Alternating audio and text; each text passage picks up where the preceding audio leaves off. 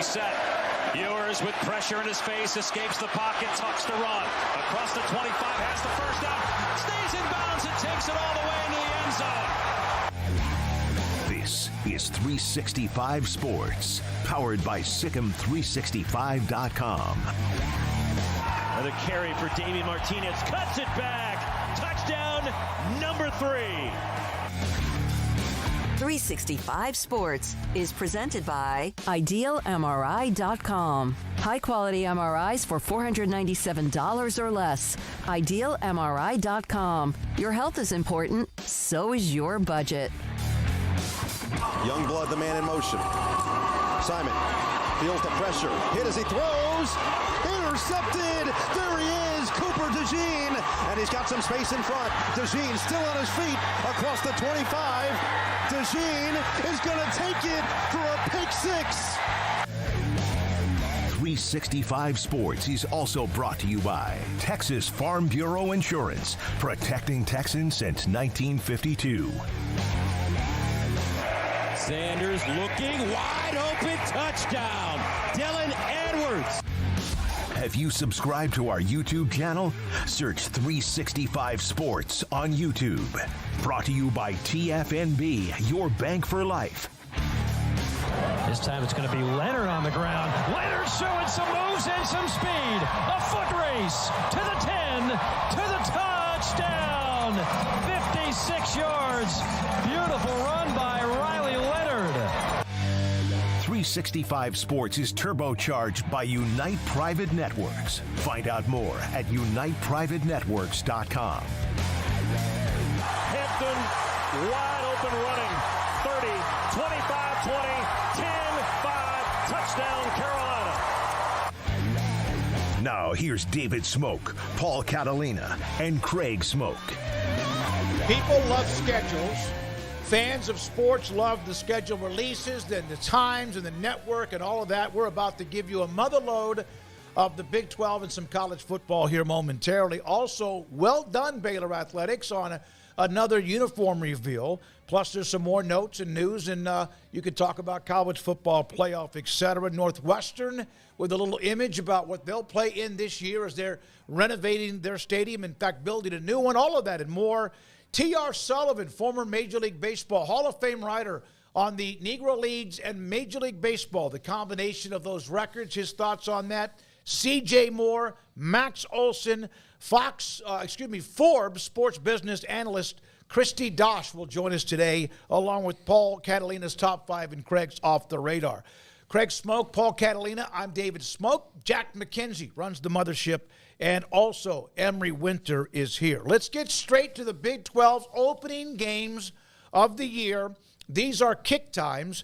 These are all central times, starting with August the 29th, the Thursday, including that New Hampshire at UCF, the game between North Dakota State, Colorado, Lindenwood, KU, and Southern Utah at Utah. Friday, TCU at Stanford, a late game, 9:30, and then the full meal deal with a lot of games on Saturday, including that great matchup, Penn State, West Virginia, Fox noon kickoff at 11 o'clock on Fox, and the other games down the list as we go, but that would be the highlight game on that first Saturday of college football season. Do you think on that Friday night when Stanford raises that ACC banner, all their fan at the stadium will say, yay? Yeah. Yeah, I think the explanation of what the ACC is and what that flag means maybe. But, yeah, I caught the fan part there, and, yeah, who knows. I don't feel like I've heard a single peep out of Stanford this entire time. Like, I've seen the random Cal fan on occasion. But I don't even know if I've seen a single Stanford fan in any realignment conversation. I really don't think that there's much of a care there. I don't think it matters to them all that much. I mean, they're what do you have to show off for? A lot of things that matter to them. But yeah, right. I mean, you're I can't go to Stanford and be like, Stanford. You're like, oh, you mean like the whole Fortune 500? Yeah, you're welcome. Well, one of the things about Stanford, the students were like, we didn't have to take the ACC. We just. I mean, yeah, more props to them that they got bigger fish to fry. I'm just saying that it's dawned on me that it's not hard to find an Oregon State fan or a Washington State fan any time of any day who's talking or complaining or saying about something about realignment. Like, it's all the time. Cal, like I said, I saw a couple. SMU's got some very outspoken fans, a handful of them, that love to fight with Big 12 people because there's that just animosity there. But yeah, I don't recall seeing anybody from Stanford. But yeah, anyways, TCU Stanford is not obviously the first primetime game. That'll be North Dakota State, Colorado. So Dion and company, their first game as a league member, will have that Thursday night on ESPN. So that'll be a nice spot for them to have a, not just a pushover opponent, but it'll be the first time we get a look at another reworked roster in Boulder. So curious about that. Then TCU Stanford on Friday night. That's a good spot for the Frogs to be out on the road and, yeah, maybe get a big win over an ACC team right out of the gates. So that's an interesting weeknight schedule. I can do a high school game, drive in from wherever I am, and still have plenty of time to watch the second half of that game. So those are the Big 12 opening kick times and networks. Well, for Thursday, Friday, I go Saturday, Fox Big Noon Kickoff, obviously. I mentioned that, yeah. I was going down the list of the bigger broadcast. Penn State, West Virginia, Fox Big Noon Kickoff. That's a huge platform for the Mountaineers and Nittany Lions. And I know there's a lot of excitement about Neil Brown, so that's a nice little spot for them. Iowa State, North Dakota on FS1. Houston, UNLV on FS1.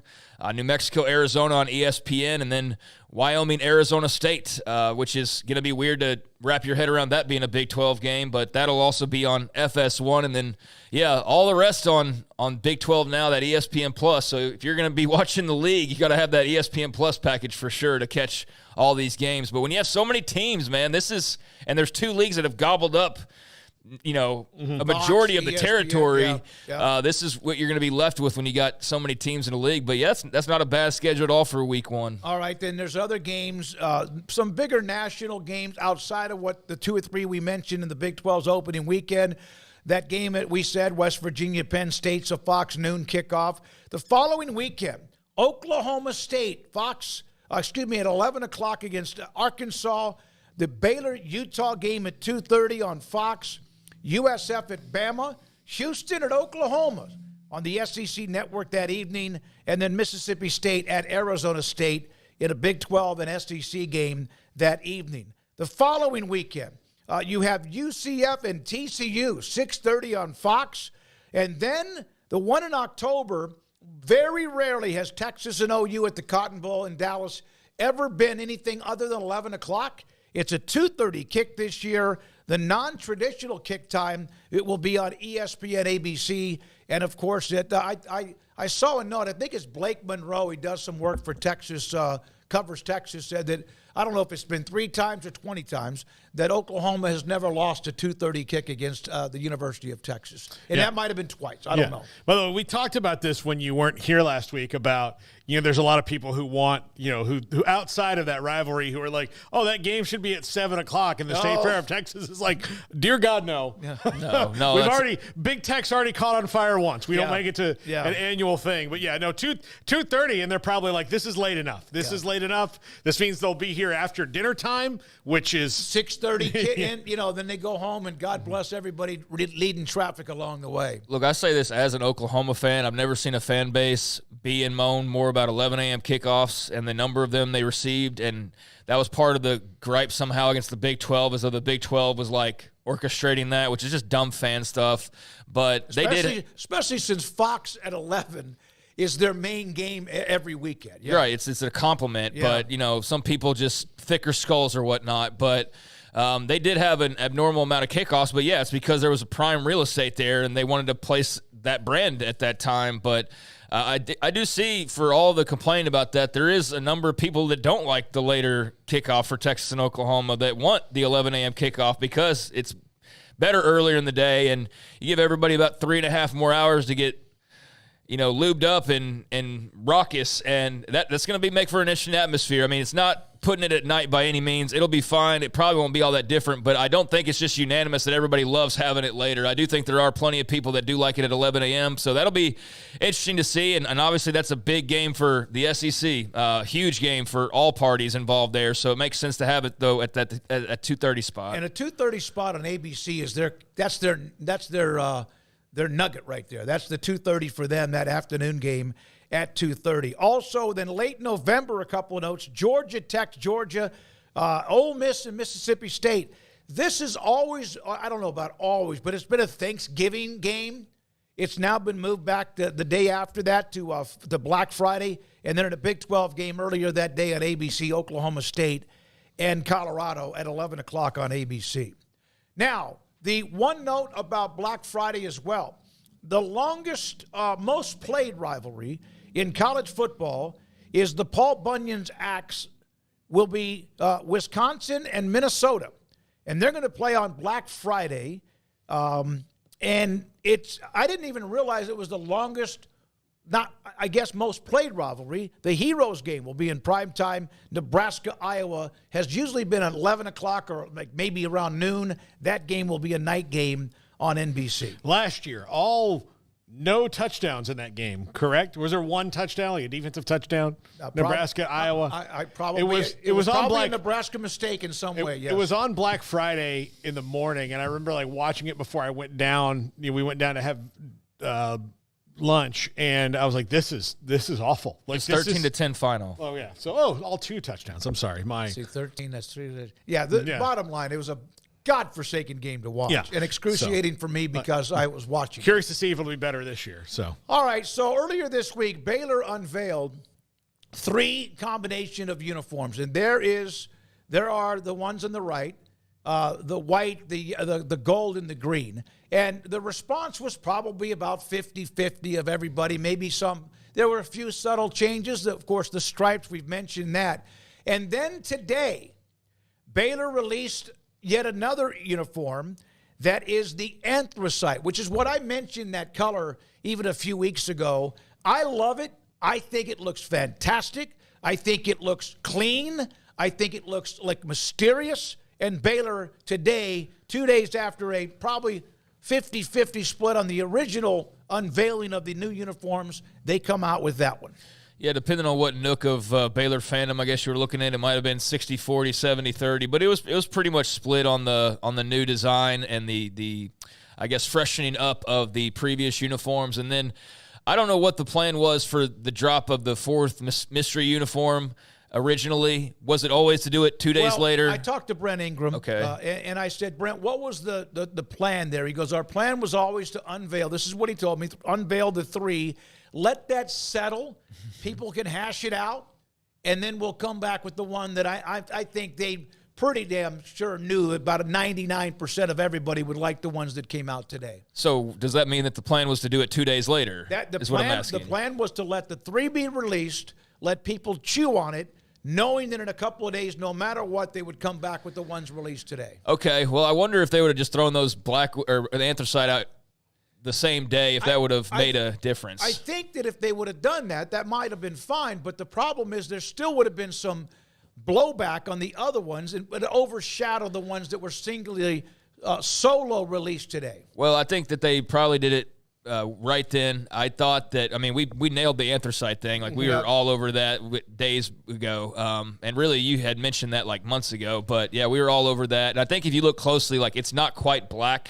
It is the anthracite's like coal, so it's grayish black, and I think you can see right there that's very much that's as gray black as you can get. Yep. So yeah, anthracite was spot on. We nailed that, and I think that the way they ended up doing it, then, if that was always the plan, was the right way, because had you released the anthracite ones and then 2 days later come out with the rest of them, people would have probably gone from elated to disappointed. So you flip that and everybody ends on a happy note, because I've seen it's near unanimous that people love these, even non-Baylor fans. I think the 2 things that are very curious about these is the anthracite just looks cool, the yellow pops, and whereas a lot of the pushback is the all yellows are the ones that people don't really embrace, but they've got the bear claw details on the shoulders. Yep. They've also got Baylor across the chest. Yes. Mm-hmm. The other ones don't have either one of those things. Exactly. They have the stripes on the shoulders and no Baylor across the chest. And I've seen probably the most common comment has been, why didn't we use this format for all of the jerseys? Mm-hmm. Which is a legitimate question, because I think had they done that,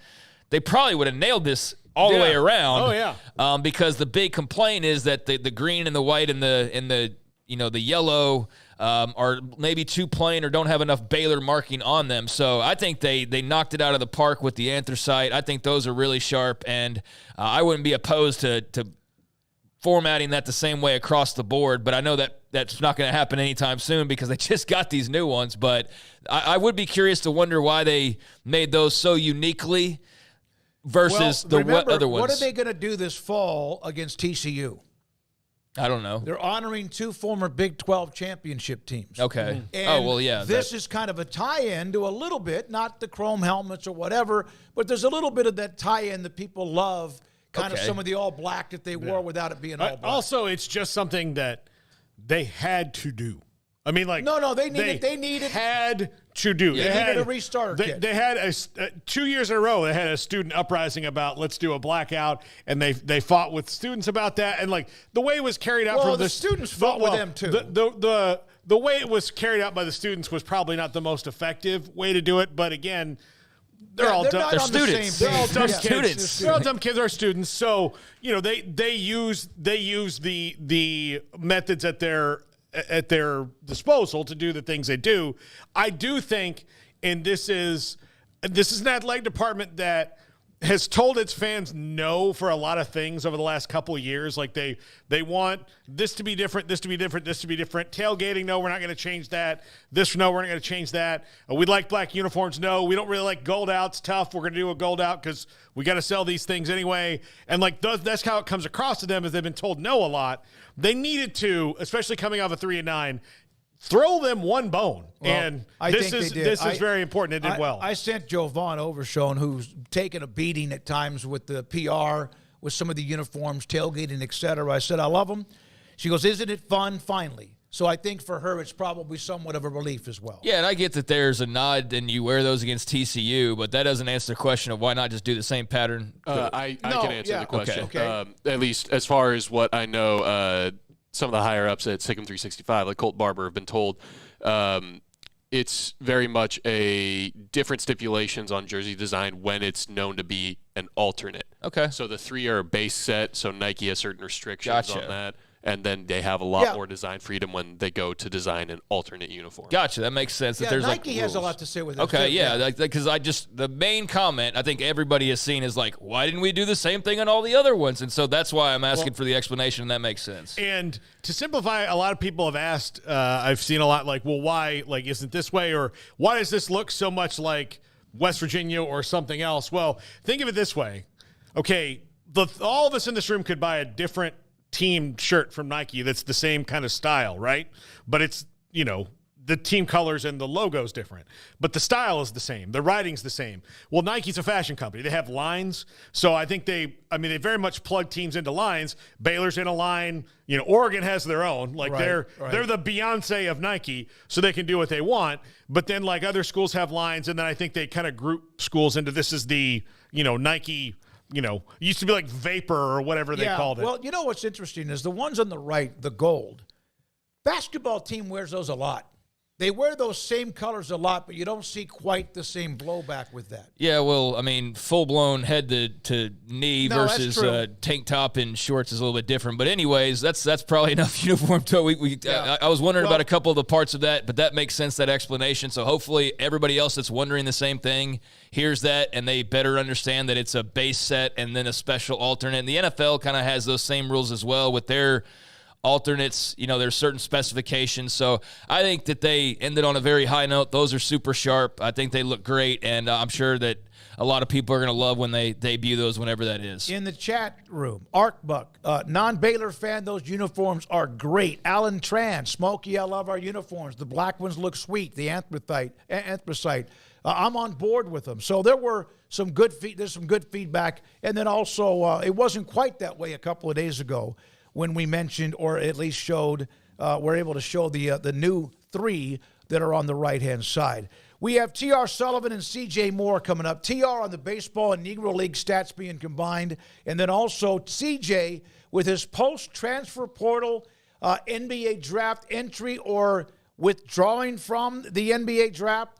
Top 25 of those winners and losers. He's going to join us today at 3:45 on that. Now, the SEC wrapped up their 5 days of a hell of a party down in Destin, Florida. And Dennis Dodd with this note. There was already discussion and kind of positioning that, hey, 9-3 ain't bad. 9-3 is not a bad deal when it comes to being able to be involved or a part of the college football playoff. One of the quotes, Alabama AD Greg Byrne, if you played a tough schedule, a 9-3 team better be considered. I've heard we're pretty good in football in the Southeastern Conference, and there were some of those as they made sure that was part of what was in Destin about the 9-3 record. And, oh, by the way, if you end up playing 5 or 6 teams inside the top 10 or top 25, and you have a non-conference game like Texas is playing Michigan, etc., hey, win those games, maybe even lose one of them. I think that does give you some more consideration. Otherwise, you'd be just, poof, you're gone. You've lost 3 games, you're out of it. But with the expansion, that now makes sense. I think even though we know they're positioning themselves for all of the committee and everybody else. This is one of the things where it's so weird because they're not wrong that 9-3 in these new conferences is going to be essentially the same as 10-2 the old way. When everybody, like, especially when the SEC does what everybody else, well, I guess the ACC's not doing it, but goes to the 9 conference games. When that happens, yes, 9-3 will be a lot more respectable record given the fact that schedules are going to get harder, and they have to get harder because you're going to have to create every kind of measurable you can to separate yourself from the pack when it comes down to being at least the 12th best team in the country every single year. But also, their meetings are before everyone else's. Their meetings are covered more than everyone else's. And this sounds like the, like a political convention where they're like, okay, the talking points are this. Yep. Today they were. Talk about the border and talk about this. And like today, the talking point is 9-3 is pretty damn good, right? Here's another couple of quotes. But okay, and I would say this. I would ask North Carolina State to go, I also think 9-3 is good, and see how those 16 teams respond. Yeah, we have an undefeated team, so they're in. That's not the standard, Sankey said. It was never the standard. Of course it wasn't. Obviously, that stirred up controversy last year. I had to read that one for you, Paul. One more, Craig, and then I want your response, of course. We can play a lot of teams. They have no meat on their bone. You play a school that has meat on the bone, has a loss or two. That's what the committee is about to start deciding. I mean, I'm not surprised they're the kings of politicking to get their way.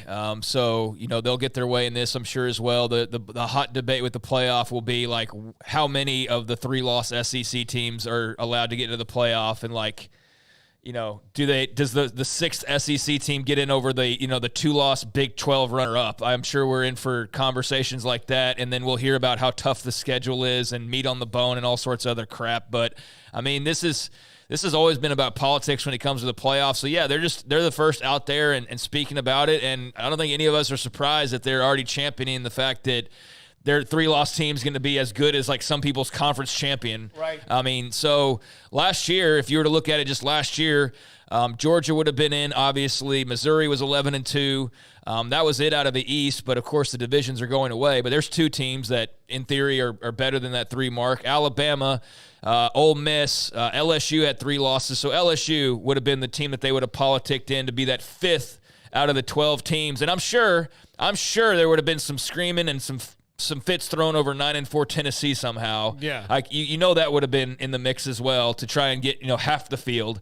But, yeah, I mean, there's going to be a lot of that going on. There's going to be Brett Yormark championing his 2-loss runner-up in the, to get that 2nd spot for the Big 12, I'm sure. Or, the ACC arguing, they better, that they're 2-loss team deserves to get in and give them a 2nd or a 3rd spot. So, yeah, this is just more politics, and with the bigger field, there's going to be more jostling and more trying to get as many teams as you possibly can in this field to get the champ and to get the most representation and, therefore, the most money from the playoff payouts. So I'm very curious of how that – I mean, we saw how screwed up that was last year with an undefeated ACC champion getting left out because their quarterback got hurt, and who benefited – from that. Of course. So with 12 teams, like, just how blatant is it going to be, or how equal or will the selections be? I'm very curious to see that. All right. By the way, Florida State, we brought that up a couple of times, Paul, in that segment, just to make you feel better.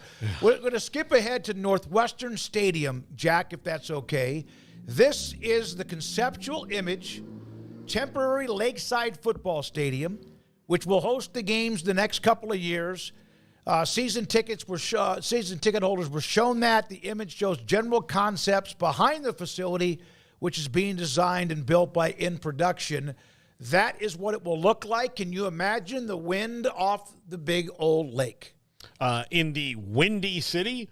Yeah. No, I think it's cool as hell. Look, yeah. I really, it's just unique. Yeah. To all future kickers that go to Northwestern, and the ones that have to play road games there, just know you're going to have your worst day ever. But for the future kickers at Northwestern, at least you're getting a good education.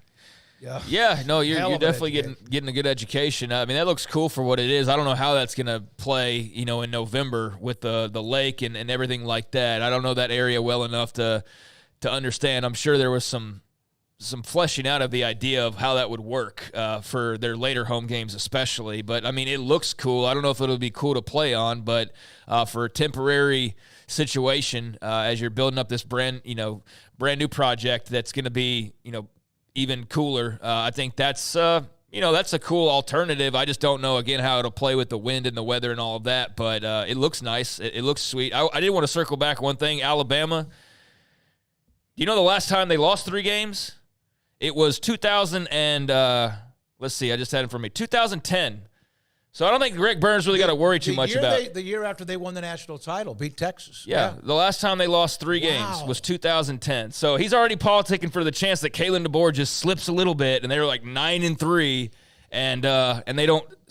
Oh my God, they might not get into the playoff. Like Alabama's, ever really on the wrong side of history as far as that goes. But yeah, it's been a long time they've even reached that. But I know that's not even so much about Alabama, even though I'm sure there is some well, we don't quite know what we have now. Like, we know we hired a good coach, but we don't, know we're going to win 10 games every single year, which they've done since 2008. They've never... I would think out of everybody in the SEC, that could include Alabama, LSU, Tennessee. Georgia.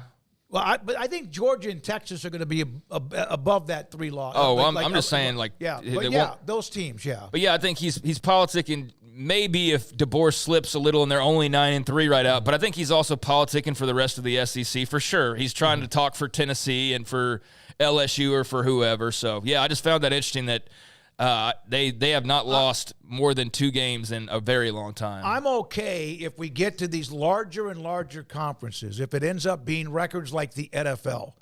And I'm okay with it. Are the fan bases of those schools that are used to 12-1, 11-2, and 13 are no good with it? I don't think I'm okay with it. Take a little bit of time. What I won't be okay with is the 9-3 demeasuring that we're going to have on it, which will be, well, I mean, like I said, NC State. If NC State says, "Man, we had a great season at 9-3," and then Ole Miss is like, "Oh no," they do the Greg Sankey one of these things is not like the other. Like, oh, okay, yeah, let's not do that. Like, and I understand it's going to be a tough time. Mac Rhodes. Yeah, so let's not do that. Like, let's make sure that if let's not do it and do it. Don't be preemptive with it. Let it play itself out. Let's just not because if you have a 9-3 SEC and a 9-3 ACC, the SEC is going to get the nod. The biggest thing they need to do, and they can never do, and this is why it happened this year, is they're basing things on history, and history doesn't matter in the immediacy. Like, you can't say because Alabama's not been 9-3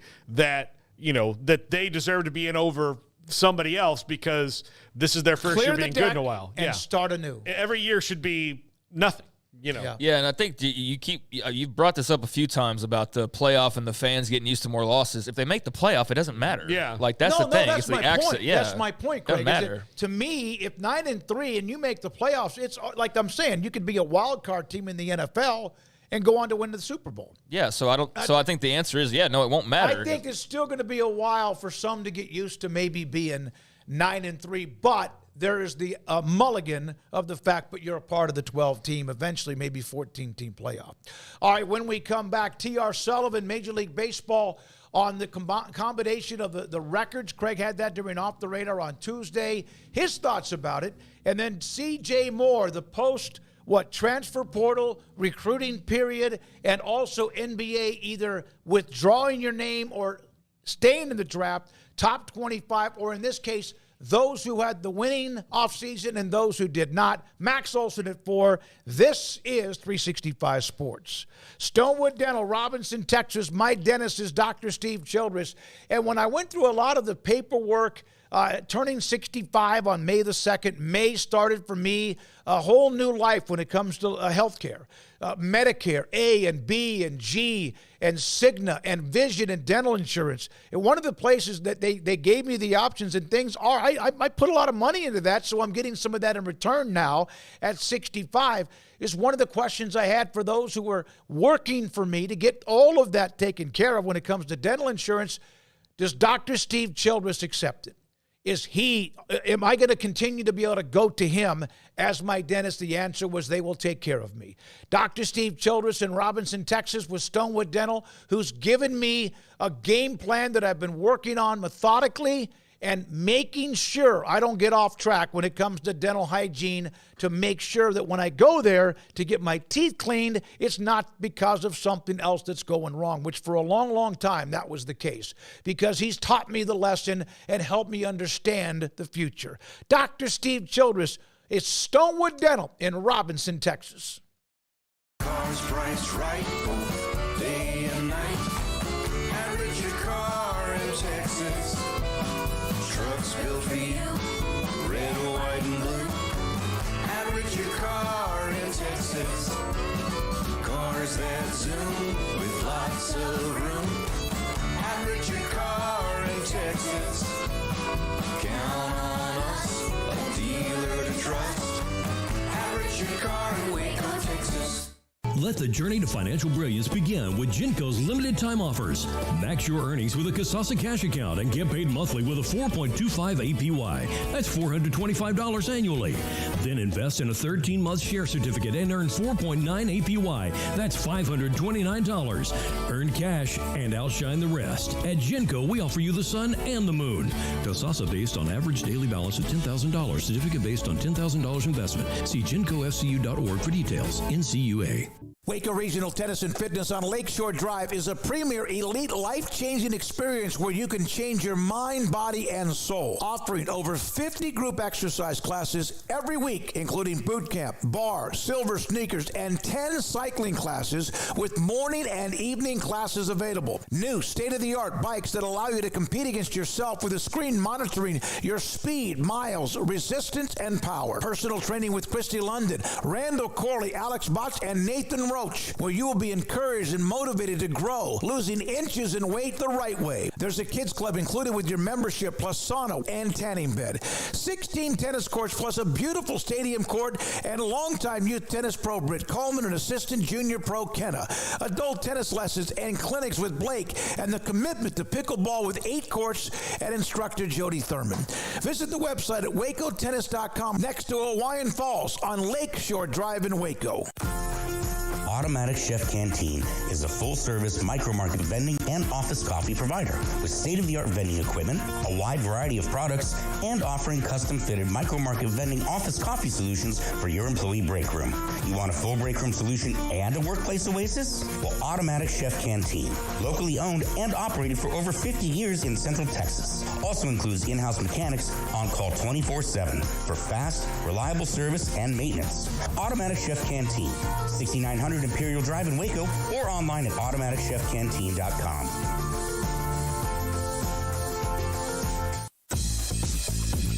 Baylor Scott & White Southwest Sports Medicine and Orthopedics, the team physicians for Baylor Athletics, diagnosing and treating all sports-related injuries, including concussions. These specialists also provide orthopedic services for athletes and non-athletes alike, whether it's knee or shoulder pain, a wrist injury, orthopedic spine care, and even an arthritis and total joint clinic. Trust the doctors Baylor Athletics trust. Baylor Scott & White Southwest Sports Medicine and Orthopedics wants to get you back in the game.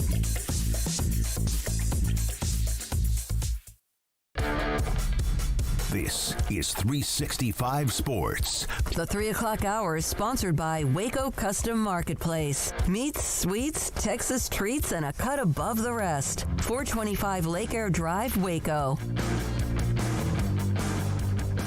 When the story about the Negro Leagues, the records, all-time, single season, all of the accumulative records, and how a lot of them were going to morph and transition into the all-time records for Major League Baseball or baseball history, one of the first people I thought about was TR Sullivan, former beat writer, covered the Rangers, columnist, Fort Worth Star-Telegram, and a Hall of Fame writer himself. And he joins us with Paul Catalina, Craig Smoak, and David Smoak. TR, I know you've had a week where you've been moving your daughter and a lot of things going on. When you had a chance to kind of chew up what they were doing and digest the changes, what was your reaction as a traditional baseball writer? Well, I think, David, the traditional baseball statistics have become so skewed over the years. They've lost a lot of their meaning. I mean, it's nice that they've recognized that Josh Gibson and those guys were Major League Baseball players. And, you look at Babe Ruth, he didn't play against black players. Josh Gibson didn't play against white players. So, you just go through all the history of baseball. But once we had the steroid era and Barry Bonds did his thing and Alex Rodriguez did his thing, it's almost impossible anymore to sit here and look at, pure statistics and just say, well, he was better than him. Josh Gibson's here. It's very skewed.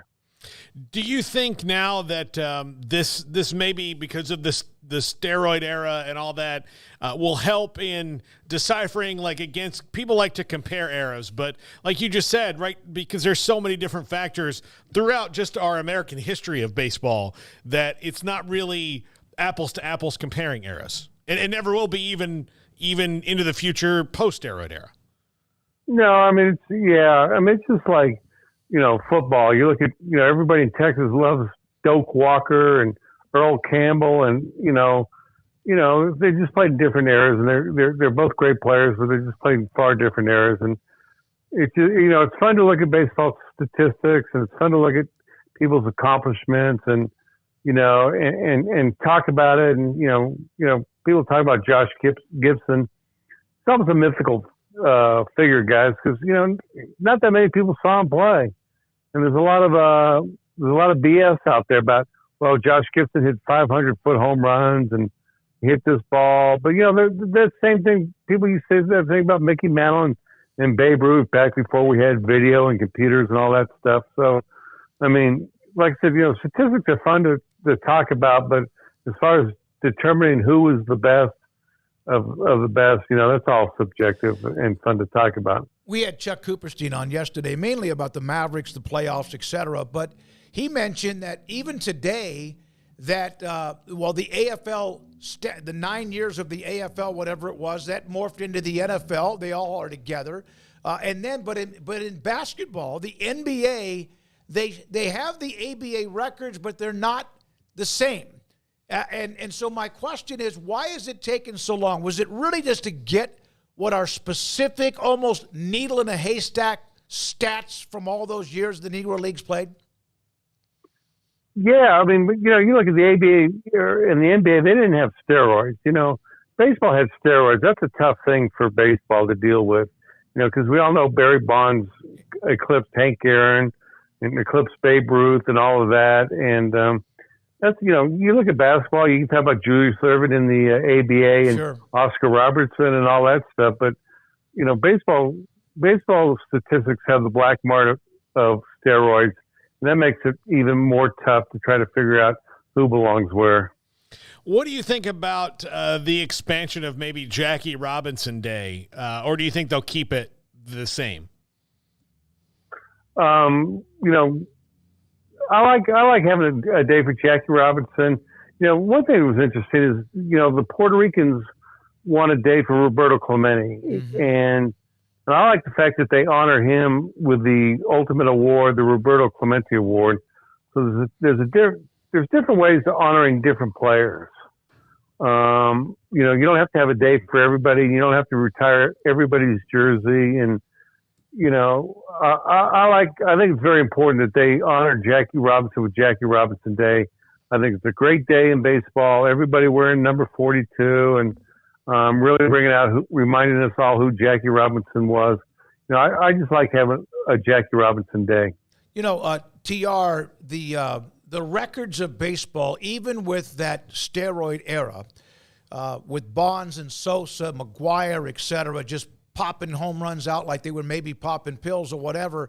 Is there anything still better than the baseball records among all the other sports?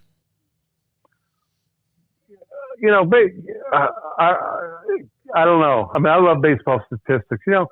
another thing is, when you bring that up, we talk about Jackie Robinson, and I'm think of Ted Williams. He missed 5 years because of the war, because of World War II and the Korean War. Jackie Robinson he made his debut, I think he was like 27 years old when he was a rookie. Willie Mays missed 2 years in 52 and 53 while he was in the military.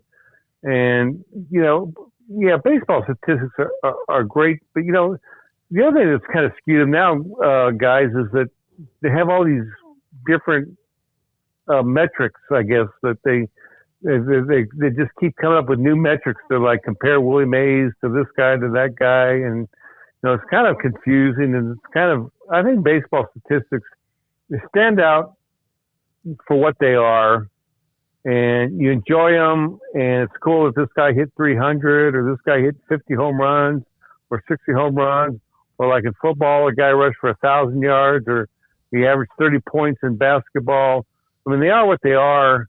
But to sit there and say that Oscar Robertson is better or worse than Michael Jordan, or Doak Walker is better or worse than Earl Campbell, I mean, there's just no way of comparing it. You just have to enjoy the statistics for what they are. Isn't that what the great arguments are about sports fans, though? Is being able to discuss it. That's kind of the fun part of it. Yeah, it was great when we're sitting there at the old 776 lounge in the end zone down there in spring training, and we're throwing all these arguments out late at night, and it's fun to be able to throw this out there, and that's why we love sports. I mean, there's so much information out there that you can bring up and use to compare and say, well, Jackie Robinson did this, and this, and Joe Morgan did this, and that, and it's great fun. I mean, yes, it enriches our sports. TR, I do want to ask you one current baseball question before we let you go. There is, an epidemic of pitchers getting hurt right now, and the emphasis on strikeouts and velocity that wasn't really there in past years of baseball is, kind of blamed for all this. How would you fix the pitching issues that they're having now? Do you think you'll see rules about how long guys have to pitch or different things like that to try to control this? There's a lot of different things that, they've talked about this, they talked about that the pitch clock is really making it tough for pitchers to rebound from pitch to pitch. I think that's kind of interesting. I still think that there needs to be more development in pitchers. I think pitchers are rushed to the big leagues before they're ready. I think a lot of, they talk about 22, 23, 24 before your arm is really mature and really ready to take on the load. Everybody's different. I don't think there's a quick fix. I know if you go through the baseball record book and you say, you look at go through the Rangers history and that guy Jim Bibby and Bobby Witt. Bobby Witt was always hurt, and David Clyde, he got hurt. He was a great pitcher who got hurt, and there's a lot of different reasons why. And I don't know if there's one. I don't know if there's one answer. If there was, somebody would have figured it out a long time ago. TR, Jim Bibby, 19-19, I think. 1974, whatever it was, the year that Ferguson Jenkins was 25-12. Last thing for you. I know you're enjoying retirement. Do you miss the game, or do you still get just enough of it where you get your juices flowing? Well, there's a lot of things I don't miss. I love the pitch clock. I hate to hear people are talking about it contributing to injuries. I don't like that part. I love the fast pace right now. There's some things I don't like, but I think right now baseball's in a good spot, and I think the game is becoming more enjoyable. I think they've cured the 3.5 hour games that I think were just killing the sport. They had to get this thing moved along. That was the biggest thing. If I had to grade the commissioner Rob Manfred, the number one thing in his favor was he finally got this cancer of 3.5 hour, 4 hour games. It was killing the sport. It was just absolutely killing the sport. Thank you, buddy. Appreciate you so much. It's always great to hear your voice. One of the best ever when it comes to any sport. Writing for it, TR Sullivan, MajorLeagueBaseball.com, at the end of his career, and a Hall of Fame writer. When we come back, as I mentioned, transfer portal pretty much done in men's basketball. The NBA draft entry made decisions, I think it was yesterday. And so now people know who's here or not. And then on top of that, just recruiting. Who were the winners or losers in men's basketball as we head towards the summer? CJ Moore has his winners and losers list. Where are Big 12 teams and more? And this is 365 Sports. We love TexasBeefHouse.com, the Duvall family, and everything they represent, their products, and also those who love to grill during the summer. We've discussed that with Samantha Duvall, who joins us, and now Father's Day is just around the corner. We've got this year a Wagyu New York strip Father's Day bundle, and that will come with a package of our New York strips. There's 2 steaks to a package of our jalapeno and cheese patties, a package of our regular hamburger patties, a stick of summer sausage, and our garlic links. And it's all online, TexasBeefHouse.com. This bundle will ship free in Texas, Oklahoma, Arkansas, and Louisiana. So this is the perfect time to grab it because all of our steaks are only sold in auction. There will only be a limited number of these packages. So get online and order yours for your favorite dad out there. We're growing every day. Our biggest next step that we have is Bid on Beef. It is actually going to open the month of June with a sale up in New York, but this is going to be a website that we're going to do all of our beef auctions on, so it just makes it a lot easier, our own platform. Go to TexasBeefHouse.com. Father's Day, the summer, family reunions, and so much more, plus the ability to bid on beef. TexasBeefHouse.com. Pizza, burgers, and Bears football. There's no place around Waco that serves them all other than Bubba's 33. Come show your green and gold and enjoy some of Waco's best food and beverages while watching your favorite team, the Bears. When real Bears fans get hungry, Bubba's 33 is the #1 spot for ice-cold drinks, hand-stretched, stone-baked pizzas, and bacon-infused burgers. Join us for indoor or patio dining. Bubba's 33, Waco's restaurant and proud supporter of Baylor Bears football. Sick 'em, Bears! Riverbend Liquor and Wine now has 2 locations to serve you. The original on Lakeshore Drive in North 19th Street and the brand new spot in downtown Waco at 600 Franklin Avenue. If you're looking for the best in craft beers or local Texas bourbons, then the original is the place to be. And for the latest trends and online phenomenons, head downtown to the Franklin location. Either way, you're going to get the same great variety, customer service, and speedy experience. Check out both locations on their Facebook and Instagram pages. Riverbend Liquor and Wine, Lakeshore Drive at North 19th Street, and now downtown on Franklin Avenue.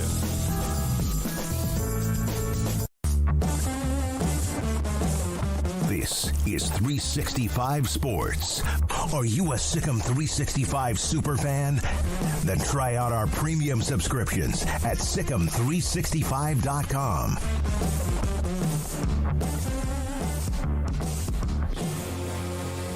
Max Olson, theathletic.com, around the corner. Also looking forward to the 5 o'clock hour. Christy Dosh, Forbes Magazine sports business analyst, columnist. She will join us at just after 5 o'clock. Craig Smoak with me, David Smoak. Paul's working on trying to get CJ Moore set up for our segment here. Craig, how about this today in Miramar Beach at Destin, Florida? The possibility of teams now, leagues now, having logos on the field that they can sell to make even more revenue. Sounds cool. Sounds like we'll talk about that at a later date, given the timing of this. And it's not a topic I think we want to spend only 30 seconds on. No, but we don't, yeah, let's, I guess, get back to that at some point in time. CJ Moore, great writer. We've had CJ on many times, great features on men's basketball, not just in the Big 12, but throughout the country. Joins us today on 365 Sports. CJ, thanks for your time. So how many teams that were a part of the list of winners during the offseason, a chunk out of the Big 12, including maybe Arizona, or who would that be? Yeah, I think, Baylor obviously improved their situation.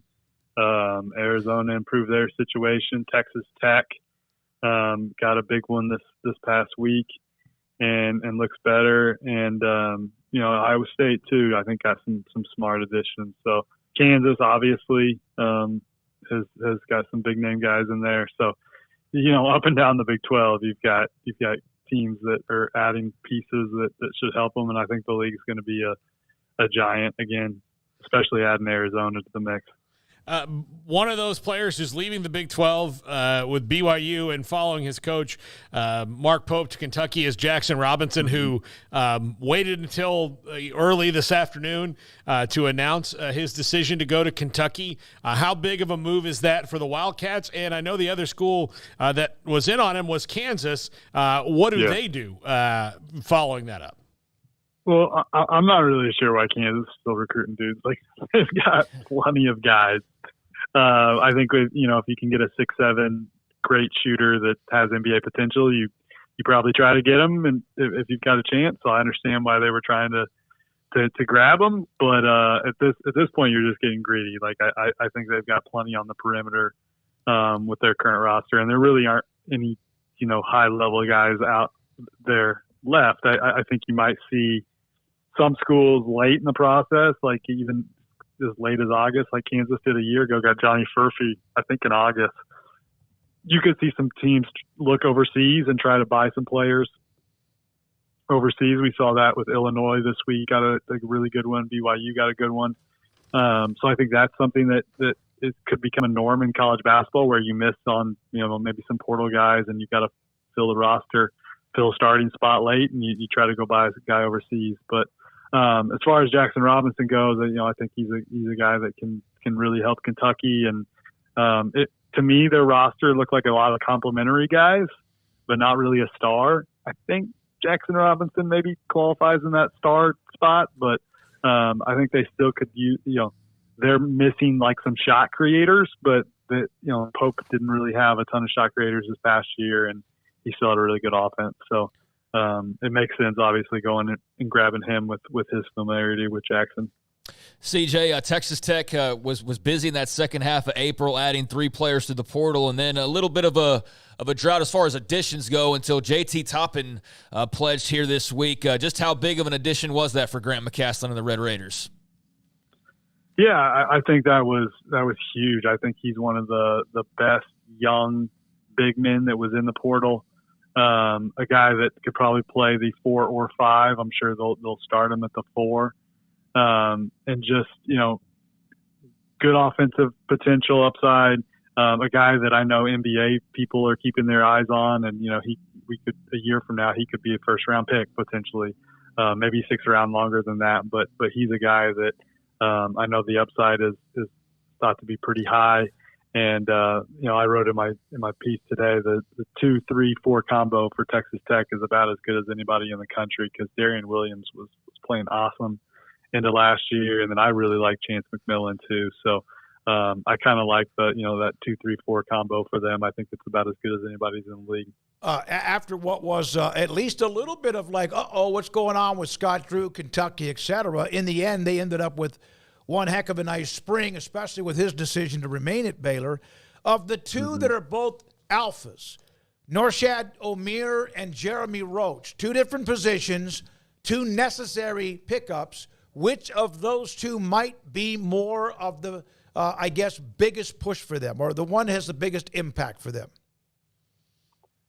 Oh, it's tough to say. I think they both, could have a really big impact. Probably, if there's going to be one that's the leading scorer, I would guess Jeremy Roach would be that guy. Would be just based on how Baylor has played the last few years and their success with guards. He's proven it, not just this past year, but for several years now. I'm sure that he'll thrive in that offense and be a guy that averages anywhere from 16 to 18 points per game. How much did Mark Sears, for a school or a program that was having a nice spring anyway, how much does his return even make Alabama better? Well, it gives them arguably the best guard in college basketball. I think he was one of the 2 or 3 best in college basketball last year. He just fits so well in that offense. He is such a good shooter and so good off the bounce, and just an incredible scorer. So they were already going to be pretty good and had a ton of shooting and a ton of playmakers on their team. But when you can go and get a guy that should be like a first-team All-American to return, that's a pretty good bump. And I probably would have had him somewhere in the top 10 if he didn't come back. But with him coming back, to me, that's the preseason number one team. CJ, how do you feel about the temperature of Porter Moser's seat in Norman? It seems like there's a lot of just kind of consternation about just the results so far through these first 3 seasons. Entering next year, do you feel like there's optimism to be found, or just kind of how do you view that whole situation? Well, I feel for Porter because, a few years, I think his first season in the Big 12, I think they were the first team out of the NCAA tournament or close to it. They were one of the first teams out this year. So if they make the tournament, and if they win 1 or 2 more games each of those seasons, you're looking at making the tournament 2 out of 3 years, and there's probably they're looking at it as totally different lens, right? I do think there's probably some pressure there going into year 4, haven't made a tournament yet, and having to reload. I mean, they lost. They were looking they were top 10 in the country at one point this past season. They're sitting there at like 15-3, 13-1. They were looking really good. And then to lose, kind of struggle down the stretch and lose 3 guards, Javian McCollum, Otigua Awa, and Milas Uzon. Like that was the core of their team, and could have had all 3 of those guys coming back, and they all leave, and John Hughley also leaves. Their center that played for quite a bit for them. So he's in a tough spot, having to kind of rebuild the roster when it looked like he had a really good core for a couple of years. CJ, Coleman Hawkins was probably the biggest name now that jumped into the portal. He, especially after you saw what happened up at Washington and how much money's going for big men now. Where do you think his arrow will be pointed? When the dollar figures come out. I mean, I think he's asking for $2 million. Is the number I've heard.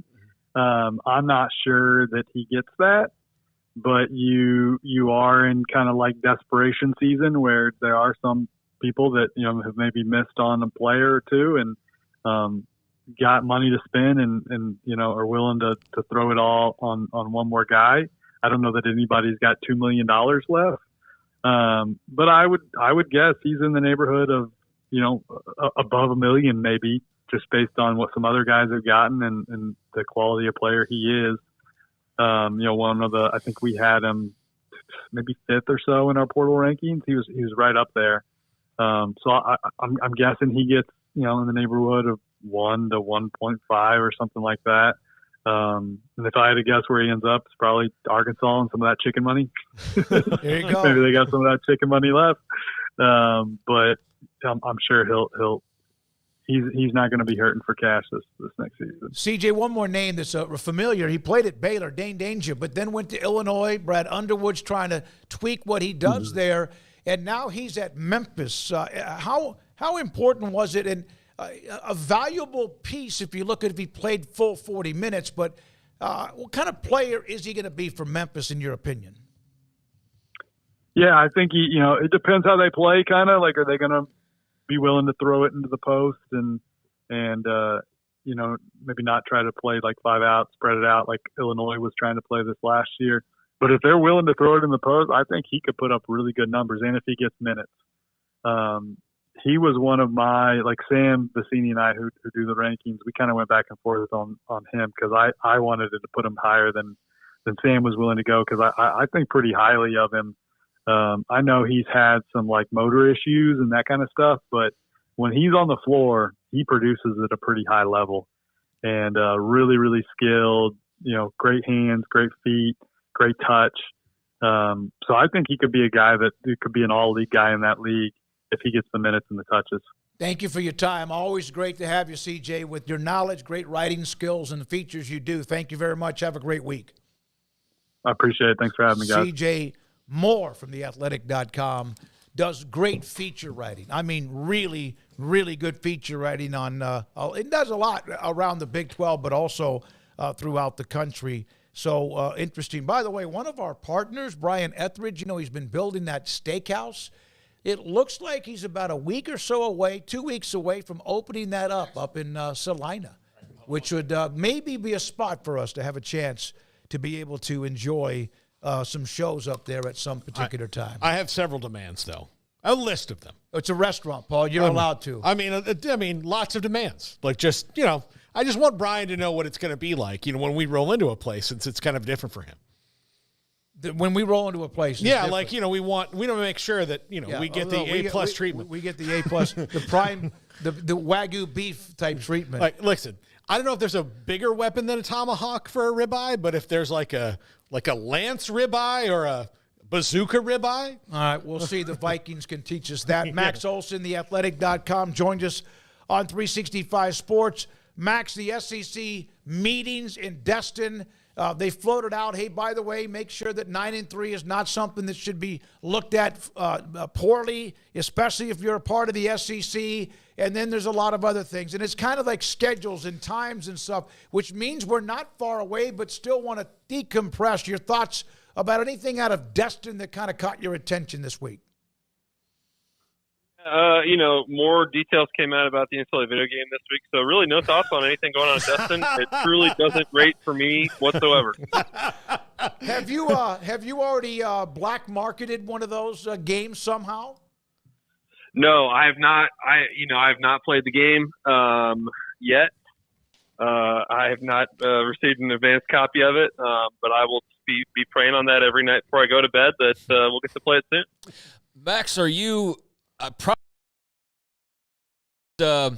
I guess amazed in some ways at how now even spring meetings have suddenly become such a hot topic in college football? I don't recall them being as front and center. I understand the time period we're in now where there are now Texas and Oklahoma in that league, but just the day-to-day of this industry, I guess, continues to grow, it seems like. Yeah, I mean, I think certainly the SEC has made an effort to, make that kind of a bigger event. I mean, you saw obviously not just athletic directors coming out to that, but football coaches, basketball coaches. There's a lot of reasons for media to go down to Destin now, and then obviously Texas and Oklahoma there now too. So between that and the recent settlement, I think that there's a lot to cover this week. A lot of questions. I thought Pete Thamel had a good joke on it when he was on Feinbaum, saying that it's kind of Jeopardy week because all the questions are all the answers are in the form of questions this week. There's not a lot of certainty about some of the details of what the settlement's going to actually mean for things like roster limits, stuff like that. And I think that while everyone wants to pick Greg Sankey's brain about where this is all going, we still got a lot of this play out. Max, when you hear the kind of rallying for 9-3 is a good year or whatever, I know it's going to be better, and the SEC is going to have these great schedules and all that, but they say that, but it doesn't really apply. If NC State or Iowa State said the same thing, wouldn't they turn around and be like, well, 9-3 is not that great of a year over there? Yeah, I mean, that's still going to be the fear, I think, for a lot of people when it comes to the playoff committee is when you go to 12. Yeah, I mean, I suppose the cutoff is not as hard because you theoretically, that 13th, 14th team, do they really deserve to be, or I guess the 12th team because you're going to have the G5 representative in. Like, most times you're going to be like, okay, well, that team didn't necessarily deserve to play for a national championship because they lost a few games.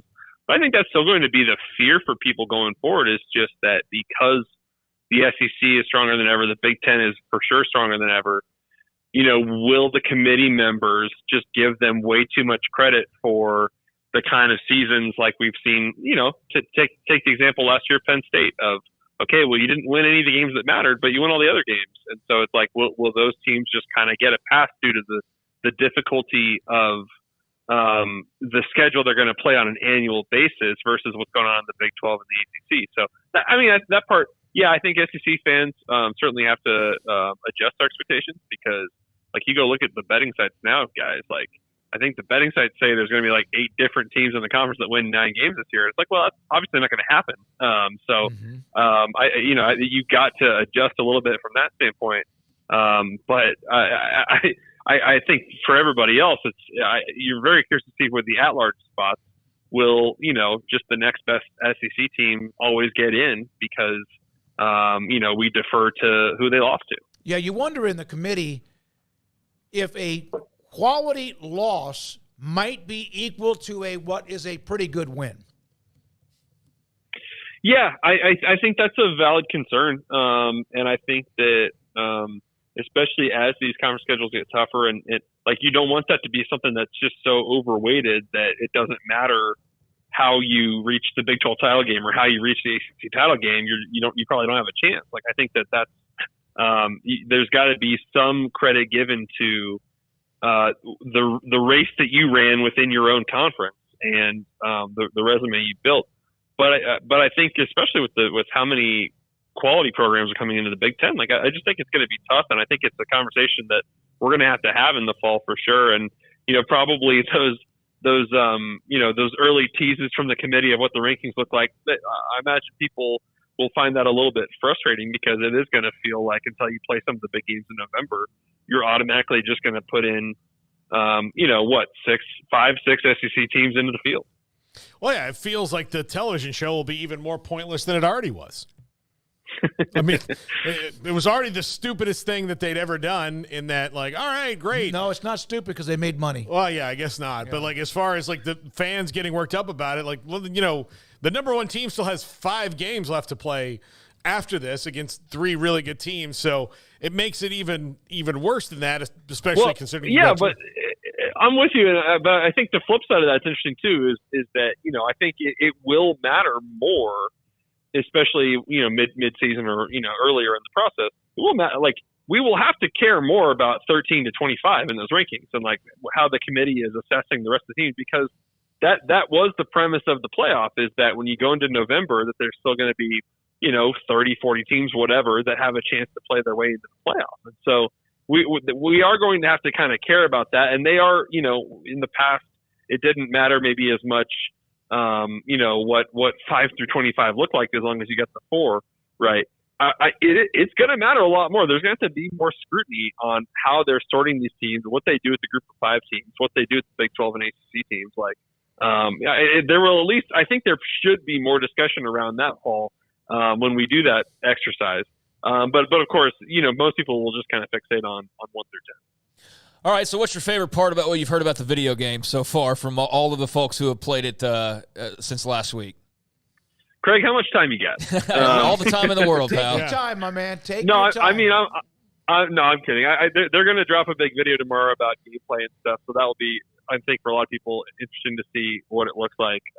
But for me, me personally, I'm a dynasty guy. I like building a program. I like doing the recruiting and the staff building and all that stuff. And it certainly sounds like they've taken that to another level in all the time that they've had with with adding the transfer portal, with adding being able to hire and fire your assistants and stuff like that. I think that by all accounts, from talking to Chris Manini and others who've kind of witnessed it sounds like they did an amazing job of capturing the pageantry of the sport and what makes every school and every game different. So pretty excited to fire that up. Max, you have a wife and child, and I recently procured a wife myself. And congratulations. I'm curious as to how it works with your time and being able to build a dynasty mode without interference. There's a difference. He has a child. That's an excuse, and he has to handle that. You don't. Yeah, I know. I'm just curious. Are there any tips you can give me to what you say when, have you really been doing that this long? Yeah, I mean, so our my son, he goes to daycare usually from about 8:30 to about 5, and so from about 8:30 to 5, I'll be playing video games. I think that's probably how it's going to go, and then later, and then after he goes to bed, then I'll get some work done. Probably, I think that's probably how it's going to go for that first week or so. Okay, for someone like me that started out with Pong, and then I might have been able to go to one game that was football that Craig and I used to play back in the day. What's the I guess your transition from one to the next to the next to the next. Do you pick them up pretty quickly as far as once you get one and you get a chance to play it a couple of times, it's money? No. I think as I get older, that's definitely not the case. Yeah. And I'm not much of, I bought a new Xbox on, Black Friday when it's cheap or whatever, but I'm really not a guy that actually spending that much time playing Madden or 2K or anything like that. I truly, I mean, that is the truth, Paul, is that we don't actually have time in our lives for this. So, I know. It's going to be, it's going to be, probably trying to squeeze an hour here or there at night on the weekdays and stuff like that. But you don't really have, as a dad, you don't really have time on the weekends now either. So that part will be a struggle. But I am determined to hold on to my family.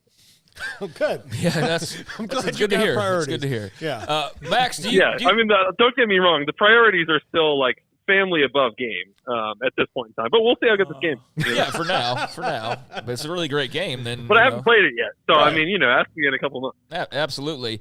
Do you pick up on much of anything when schedules get dropped? Like we're starting to see all the kickoff times. That's just generally exciting because that means we're getting closer. But does anything ever really pop out to you? I know like today, Oklahoma, Texas is going to be the 3:30 Eastern time, or I guess 2:30 Central time game with the move to the SEC. They've done that a couple times in the last, decade plus. But does anything ever really hop out, or do you just generally get excited to just see game times?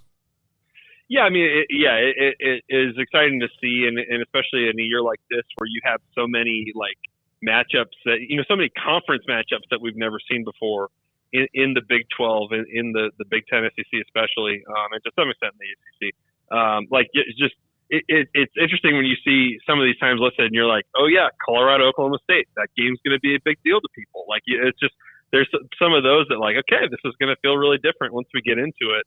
I think the afternoon Red River is, to me, having covered a bunch of those, objectively, it's like kind of a bummer. I do like, that game's at 11. But, you go in the SEC and the SEC has always been about, dominating that 2:30 window or 3:30 window. So, I guess it shouldn't be that surprising with the league that you're in and the way the TV partners want to do it. So, it's just going to be that crowd's going to be an all-timer, I think, because, I think that the SEC stakes raise it up even more, and those people are going to just be absolutely hammered by 2:30.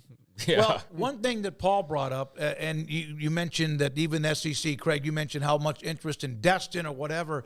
The NFL started doing that, right? Where even their NFL meetings started to become like every day, every week during the offseason, they still dominated the news cycle. Is college football following that specific type guidebook as well?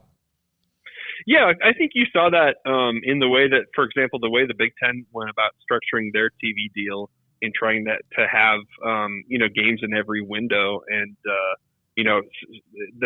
obviously they the Big Noon approach has been working, but then, to try to have the night game on NBC and stuff like that. Like, I do think you're seeing these executives are trying to, like, capture a similar effect. And, I do think that makes it a lot of fun. I do think, when we get into it, to have the game starting at 11 Central and then to be watching all the way till, the end of the Pac-12 or the end of the Mountain game, that will be a little bit of adjustment with no Pac after dark, but there will still be games in that window. So, I mean, I think that experience from start to finish, it's a good thing. And I think that the Big Noon has spread things out a little bit more, which is probably a positive.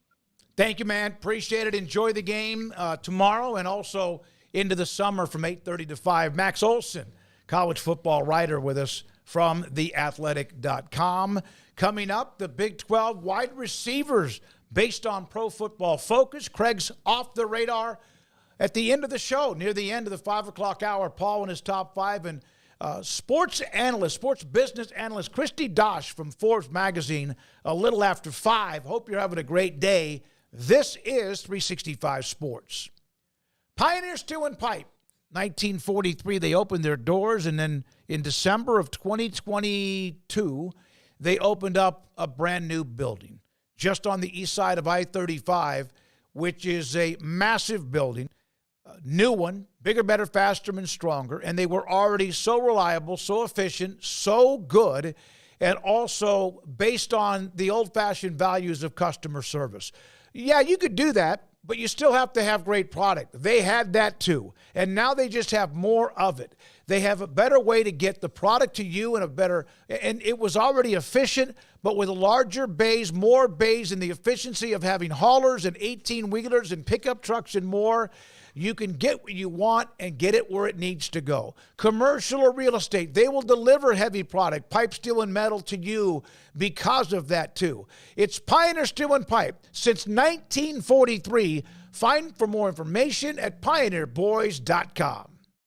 It's the season to rev up your drive with Alan Samuels with the new Dodge Chrysler Jeep Ram in Waco. Your ultimate destination for unbeatable deals and top-notch service. Looking for a reliable ride to conquer these beautiful spring days? Look no further. The powerful trucks and sleek sedans are the perfect SUV. We've got the perfect vehicle to match your style and budget. Over 300 new vehicles to choose from. Now's the time to make your move. Enjoy special discounts, low financing rates, and incredible incentives. But hurry, these offers won't last forever. Alan Samuels in Waco. Come by. Let's be friends. You want to know why Stonewood Dental is so successful? Listen to what happy customers have to say. Pleasant. It's different than any other dentist office. I really feel like they care. And it's not that you're here for 2 hours waiting on someone to take care of you. It's quick and easy, and I bring my kids, and my kids love being here too. They really love the treasure box. Staff is really nice and accommodating, real friendly. You feel more like home. It's not sterile looking. Everybody has their own personalized rooms with decorations and decor, and they'll even have a blanket for you when it's cold. I've recommended people to actually come here, and they are patients now. I really love it here. It feels like family. Learn more, stonewood-dental.com.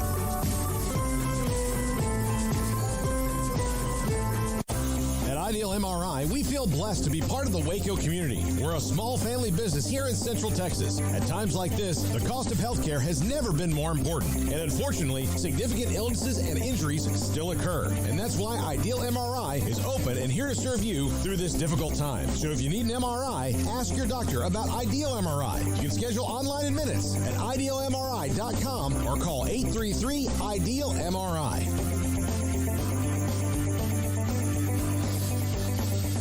TFNB Your Bank for Life is the official local bank of Baylor Athletics. Find out why more Central Texas are making TFNB their bank for life.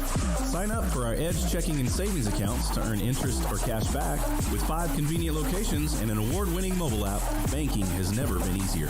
TFNB Your Bank for Life. Member FDIC.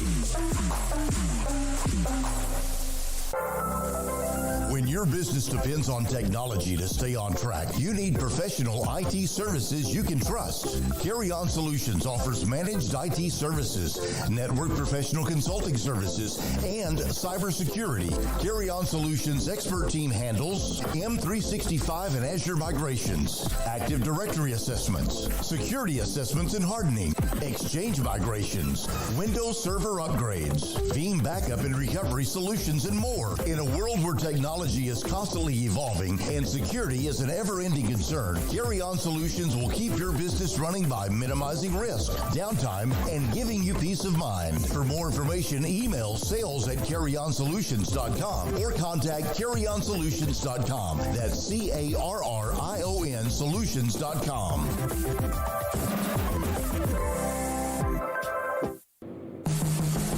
This is 365 Sports, powered by Sikkim365.com. The 4 o'clock hour is sponsored by Boozer's Jewelers, the wedding ring store, specializing in custom jewelry and repair, all in-house. Now here's David Smoak, Paul Catalina, and Craig Smoak. I have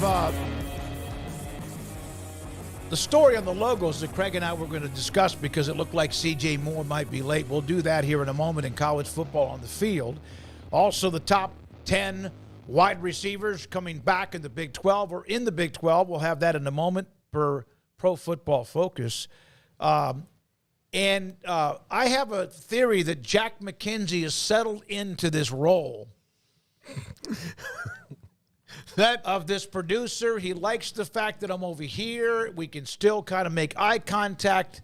I think Jack is locked in and has found his niche. I think no. I also kind of adjust the screen in my seat to make sure I can't see him. Just for the record, I got you a plane ticket, Jack. You're supposed to act like you care. Didn't our great sponsor Alan Samuel's House of Travel get us those plane tickets? Yeah, but I had to nudge him on that.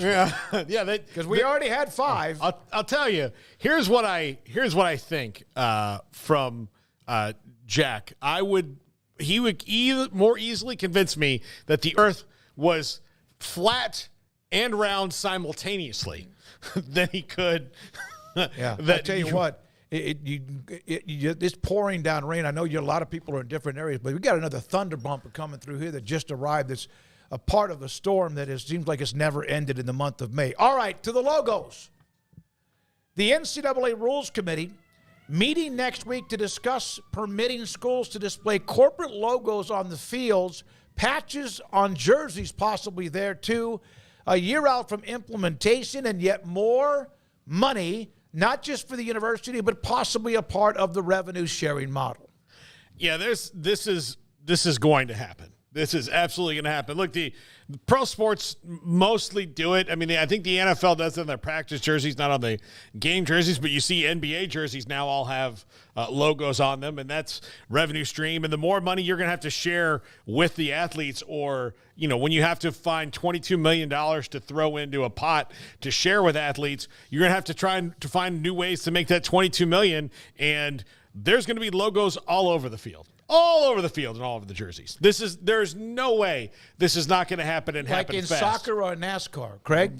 I don't know if they really have to do it. I'm sure there are some schools that have to. I don't think all of them have to do it, but I think it's just another way to make more money. Ultimately, I do think there's probably some schools that will benefit to have this as an alternative to raising money. So, otherwise they might be a little bit more of a pickle than, say, a Michigan or an Ohio State or somebody along those lines. Any of the teams in the top 2 conferences who are going to be making such a higher amount of money, I don't see where they're going to be hurting the same way. But they stand to just counteract what they're going to be spending with it, another avenue. So, yeah, I mean, it's not anything we haven't seen before. We watch bowl games, don't we? Mm-hmm. We see logos plastered all over the jerseys. I've seen that point made 1,000 times because it's the obvious point to make, is there's plenty of corporate sponsorships on jerseys. We see it every December and January. So it's just going to be more of a permanent thing. I hated it when the NBA did it because I was thinking of like soccer, where it's not just like a little patch in the shoulder. It's like name. It's the name across the chest. It's the name on the back. It's like name on, like, it's everywhere they can put it that'll make them some money. It's not quite NASCAR, but it's like the light version of that, and I thought that that's what the NBA was going to be like, or the European basketball is like that as well. But the NBA, they did it in a subtle manner where, yeah, you notice it sometimes, but it's not like your eyes are immediately drawn to it. Like, oh my God, look at that ugly corporate patch on the Mavericks jersey. Sure. Like, you kind of you're just used to it. So if it's something along those lines, I don't think we'll really probably notice it all that much. I think it'll be okay, and you got to find money somewhere. And your degree of need is in debate depending on what your school you're talking about, like I said at the beginning. But I don't think this is enough of a departure from tradition as some people are positioning it as, because, again, the bowl game example, and you look at all sorts of other sports in America that are doing similar. Baseball does it. I mean, the only one who doesn't at this point is the NFL. Mm-hmm. I'm trying to think if NHL has corporate logos. I don't think so, but I don't know for sure on that because I don't watch enough to. I mean, and they certainly do on the ice. I mean, in the all over the ice and stuff. Yeah, I'm just talking about jerseys specifically. But I can't. I'm going to Google a soccer NHL. Yeah, player. NHL. I'm not. You know what? I watched the entire game last night and didn't even think about it to look. And of course, part of the problem with the NHL is you don't get a lot of, like, it's maybe not as valuable because you don't get as many close-up shots of the jerseys because the whole game, has to move so fast. They do. On the wide shot. So I'm looking at Sagan. No logos that I can see on his jersey except the shoulder patches, which is a part of the Stars logo. Well, they do. They do? They do, yeah. I'm seeing right here, in front of me that they do. And I just didn't know off the top of my head whether they did or not. But, they started that, I guess, 22-23. And the Capitals were the first team. They had a deal with Caesars Sportsbook.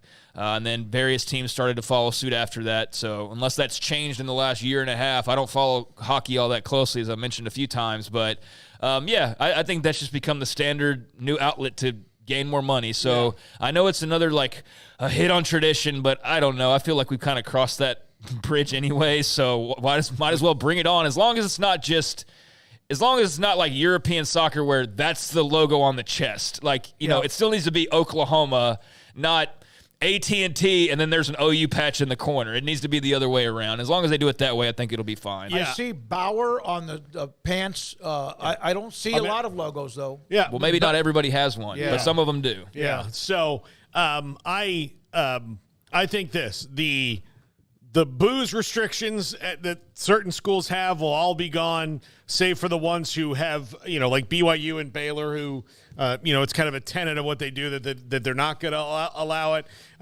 Those will go away. You'll see a lot more, beer advertisements in stadiums all over the place.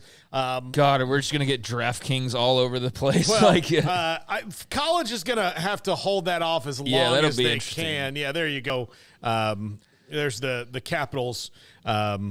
Oh my, yeah, yeah. So they have them, yeah. They're gonna have to Thank you, Jack. They're gonna stiff arm FanDuel and DraftKings and all that other stuff. But I would not be surprised to see them make a deal with, say, a Yahoo or an ESPN to do college fantasy football. It's just not a DFS type thing, which there is DFS for that where they're gonna promote it, but a promoted college fantasy football thing on the same level as NFL fantasy football, traditional, roster. So we're about to see a tube of toothpaste on Colgate Stadium field. Right? Yeah, absolutely. All those things are going to happen because they're gonna have to do it. So that there's was from Roy Melton. Any way you can make, that's good. But probably. I mean, any way you can make money, they're going to try to find a way to make money because they suddenly can't stuff it all in their own pockets, and now they've got $20 million, let's say, that you have to account for that you probably weren't spending on your roster before. Some teams are definitely spending millions and then say, well, it's not NIL related. Our success isn't okay. Yeah. Like, you're spending millions of dollars on your roster, but it's not okay. But regardless, even those who are spending on their rosters already are probably not spending $20 million. Yeah. So if you can suddenly do that, not everybody, like I said at the very beginning, is going to be able to do that. And even those who have good money are still going to be like, damn, that's another $5 million we've got to account for that we were already not spending. So, and look, you could go beyond that with the NIL, and so any money you can get, people are looking for right now, and this just makes sense to be another layer of doing that. You think we'll see an NIL collective logo on the field? That would seem to maybe be against the whole point of it, wouldn't it? Or like not as effective, right? All right, because what businesses will we not see on logos? Obviously, cigarettes. But you don't see them anywhere. Yeah. But fantasy, daily fantasy gambling. You won't see those. I mean, right away. Eventually, college is going to make some sort of. Yeah, I'm sure they'll come to some agreement where suddenly you can play fantasy college football, like you said, on an up-and-up era. But I don't think that means we're going to see, like, DraftKings splattered all over like we do with the NFL. Now, if they want to splatter their logo all across our show, by all means. Yeah. But I don't think that college is going to get hit like all the pro sports seemingly did, where it's like you couldn't watch more than 5 minutes without getting a commercial. So Love's patch is on the Oklahoma City, the softball. It's Love's Field. And they got a big Love's. But I think that you'll see social media companies at large do it. I think you'll see. I mean, I don't think there's the list of what they won't have is way shorter than the list of what they will have. Like, there will be, like, Budweiser's going to be on the field somewhere. Yeah, it won't be at Baylor. Won't be at Baylor. Won't be at BYU. No, but and it may not be at a lot of other places either. Like, I'll tell you right now, Notre Dame will take Jameson in a second. Yeah, we don't. We're against a lot of things in the Catholic Church, but that ain't one of them. Is that really their go-to whiskey? Is Jameson? No, it's just Irish whiskey. That's why I know. It's also like the butt of a joke in Seinfeld. Is how if Jameson wants to sponsor this podcast, I'll talk about how great it is. But will there be naughty websites allowed? No. Everyone knows the answer to that. No, you're not allowed in Texas, at least. But I would bet you that Bumble or Hinge or somebody would maybe advertise, dating services. Yeah. I mean, I'm sure we'll see like Meta on Stanford jerseys or something like that. I mean, whatever. I mean, we all kind of know like there's certain things that are just going to be off limits, but I think anything else is up for grabs. And look no further than basically everybody but the NFL at this point is doing it. I mean, watching the Rangers game, they got corporate logos. They're subtle, but they have them, and everybody else in baseball does too, I think, and most of the NHL teams, if not all of them at this point. So NBA, we already talked about them. And the Mavs, when I first saw them, I can't even tell you what it is. It's still the chime. It was last year, but I don't even know. Like it just blends in. It's not as big of a deal as you think it is, so long as you do it in a subtle way. And the other value for chime on that is like if you're going to buy the real Luka jersey, you're going to buy it, you're going to walk around with a chime ad on you. Sir blah, blah, blah, Toronto Maple Leaf sweaters are sponsored by Milk. Yeah, there you go. Oh, just the All-American dairy, Well, I mean. Well, not in Toronto. All Canadians. Oh, that's right. Well, they'll tell you, that is America. It's just not the United States of America. But the Toronto Maple Leafs brought to you by Milk, and their fans feel like it. Yeah. they certainly do. Haven't won a Stanley Cup in quite a long time. Does the field at Oregon have a Nike logo on it? Well, that no one does right now, right? No. College football stadiums don't have, unless it's a bowl game. Yeah. But I would assume that as soon as the vote happens on that, there'll be a swooose on they'll be out other there. side. That's the thing. Like we already see corporate logos. We see the Nike logo. We see the Jordan logo. Like we already those are companies that are sponsors. Like Michigan's jerseys, you can't not see the Jordan logo. Right. You can't not see Nike. You can't not see Hey, Adidas. by the way, speaking of that, how many of the 130 whatever FBS schools, FBS schools, how many of them are Nike Jordan schools? Jordan specifically, there's not that many. There's like a handful of them. Yeah. All right, I'm just curious about it. What would Baylor's logo be if they had a corporate logo on their field? It would not. Dr. Pepper.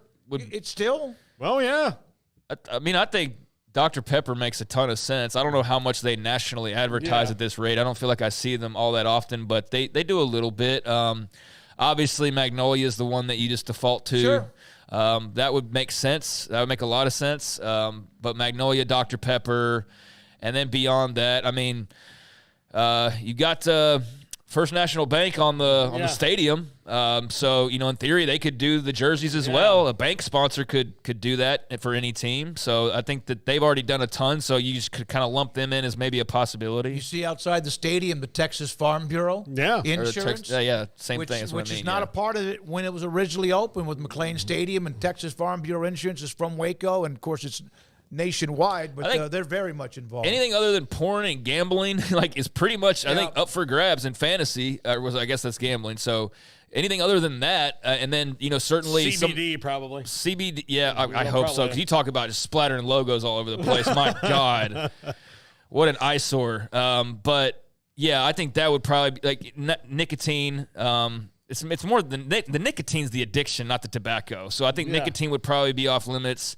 As well. Well, they can't publicize anything, can they? Yeah, not really. Yeah, no matter what. Yeah, they're out. Yeah, not so much in this country. I mean, everywhere else doesn't care. Right. But, so, but yeah, everything else though. I would love to see the Florida Gators jerseys brought to you by Leroy's Vape Shop. But it's not going to happen. Yeah, I could see. If the price tag was low enough, I don't know. They're going to be looking for, I think, a little higher clientele as far as like wanting Mercedes and things like that. But man, I guess if you get desperate, you could probably get Leo's Vape Shop or something on there. But no, that would be off limits. I don't. I mean, it seems obvious. Like the kind of the main vices that don't go well with college athletes, I think, are just pretty no brainers. But everything else, you could have I guess see Texas with. I mean, might as well slap a Lamborghini logo on the jerseys at this point with the big NIL coup they have with the Lamborghini dealership in Austin. Like, why not throw it on the jerseys or Mercedes logo for what is their logo? Georgia? What is the Lamborghini logo? It's the bull. Okay. Yeah. By the way, Greg Byrne, AD at Alabama, we pride ourselves in tradition and conservative when it comes to moves like the logo on the field. For instance, most iconic uniforms, helmets, they have that A. Would they ever replace that Alabama, that scripted A with like something else? Absolutely like not. No, but Absolutely you could not. like Greg Byrne is also kind of playing to his base there a little bit. All day today, apparently. Well, yeah. I mean, but come on now. Like, they can't – you can do a patch on the uniform that says, Budweiser, and people will maybe not notice as much. Or if you don't want to do uniforms, and Alabama maybe doesn't need this as much, but you can have your guys paint a logo on the field. It's not going to be and the thing is, you can say, well, we'd like to be more traditional about this, and then you're like, oh, $22 million that you don't get to pocket anymore. They're like, where can we get that $22 million? Hey, Leroy's Vape Shop, and you get the Kratom logo on there. You get the Kratom 20% off sponsor. No, I mean, it's not going to obviously hit that level, but I mean, we're talking mostly about jersey patches, and those are the ones that are not anywhere yet close to official. The on-field seems like it's much more on the forefront. I just think the jersey's more of a lightning rod, because that's like you're watching the players, and it's always been kind of taboo of like the logos on jerseys, and a lot of people don't like that. But the on-field stuff, I don't know that that'll be all that noticeable. And that's just a logical next step when we're talking about the money that's being demanded or that is needed now or wanted as much as anything. You want to hear what NCAA College Football Commissioner Greg Sankey had to say? Sure. I grew up in Syracuse, so I was accustomed to the Carrier Dome, which is now the JMA Wireless Dome. So this is not new within college sports. We've had clear lines, though. So it hasn't been a period on the field. I would anticipate there's going to be a continuing push of those limits. That is Greg Sankey saying, as soon as I can convince people we can get to take this money, we will. And part of that is, the athletic directors don't get to make this decision on their own. The presidents don't get to make the decision completely on their own. They all kind of have to come together, and there's going to be some that are like, oh, I can't imagine. We can't do this. And then somebody's going to say $22 million. If you want to write the check instead of FedEx. Yeah. Like Memphis, you would think there'd be a FedEx logo. Oh, yeah. I mean, that's. Yeah, I mean, we already see naming rights on stadiums. We're going to see it on the field. We're going to see it on the jerseys eventually as well. And that's just following more of the pro sports path. So, we'll go watch bowl games at Mercedes-Benz Stadium and not bat an eye over it, and see the Mercedes logos on the field and not bat an eye over it. So it's just going to be more commonplace, and not everybody's obviously going to have it. There might be like, you'll see Albertsons on Boise States or something, but I think it's not as big of a deal as it's being made out to be already. Yeah, probably. I don't think it's really going to be that much of a change to the way you watch or anything. A&M's baseball field is called Bluebell Park, so they're already now. Look, naming rights for Kyle Field, like, it would be different, because that tradition for those fans would be like, well, it could be Kyle Field, but brought to you by Buc-ee's or something, or something at Kyle Field. Yeah. Whatever. All right, let's go to the list that we've been doing some lists on those. Oh, okay. Coming back from certain positions, conferences, the Big 12 at wide receiver. Yeah. The top 10 according to Pro Football Focus. This doesn't mean you agree with it, but it's something up for discussion. Yeah, this one is a little, is a little less like names jumping out at you. For those top guys coming back. 3 different Kansas Jayhawks on the list. Eli Green, like 3 different Iowa State receivers, and Jalen Noel, the lowest ranked one of those, over there. So, like, on the bottom of the list, Craig, I emailed it to you if you want to pull it up. But McMillan at Arizona up towards the top. But a lot of names that maybe people don't recognize quite regularly, other than maybe McMillan, Hunter, and Jalen Noel. Luke Grimm, somebody that I from KU. But how many of those, including incoming schools, were not a part of the conference a year ago? Well, 2, 4, and that's it. 5. Travis Hunter? 7. Yeah, so 2, 4, and 7. Okay. First of all due respect to Eli Green, Tetairoa McMillan not being number 1 is stupid. He is the best wide receiver coming back on paper, on film, in my opinion, in the Big 12. I think he's number 1 without a doubt. Now, maybe Eli Green's a better blocker, and that tips his scale in his favor, but McMillan had 1,400 yards on 90 catches and 10 touchdowns last year. That's pretty nasty. Now, Eli Green had a great season, Where? At North Dakota State. So McMillan's rolling over with his quarterback and with the team he's already been playing for. New coach, granted, but Eli Green's a big-time transfer for the Cyclones, and I can understand that they've got, as you can see, a pretty fun wide receiving core coming back. So there's a reason why a lot of people are pegging, or part of the reason why a lot of people are pegging Iowa State to be a sleeper. If you're somebody who doesn't really consider them a contender, then I guess they're definitely a sleeper for you, but I think there's plenty of people, myself included, that think that they're in that contender category for the Big 12 for a lot of different reasons, and part of it's the wide receiving core. But yeah, immediately McMillan would have been my number one. But I don't know, like we say with all these lists, it's very subjective.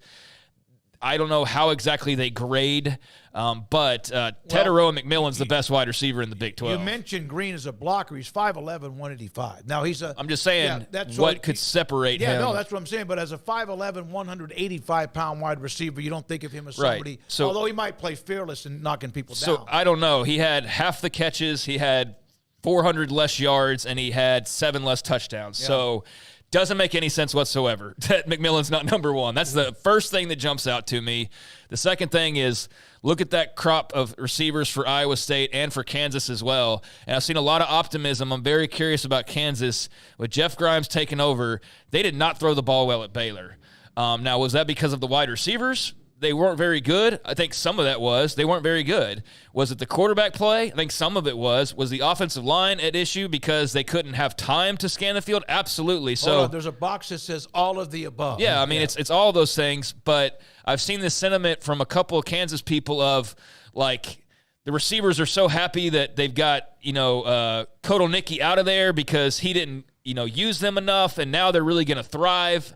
And based on what we saw with Jeff Grimes, no, they're not, at least based on what we saw. Now, KU has a better O-line, a better quarterback, a better, everything set up in comparison to Baylor these last couple of years. So if they do open it up with Grimes and Leipold and company, then they do have a really great set of receivers there. So that's where you do get excited about KU and what they can kind of do to further get some fire on offense. Tyquan Thornton thrived in the Jeff Grimes offense. And he's been in the NFL for 2 years. He's been in the NFL for a couple of years. So he and is hanging on. But he thrived, and then after him, it all fell apart. Yeah. I mean, the passing game. No. Everything. I agree. I agree with Craig. It'll be interesting to see. I think here's the other thing that jumps out at me. If I was going to rank a guy who was jumping up a level at number one, I would not pick the guy who's coming from North Dakota State and Eli Green. I would pick the guy who's coming from FAU and LeJontay Wester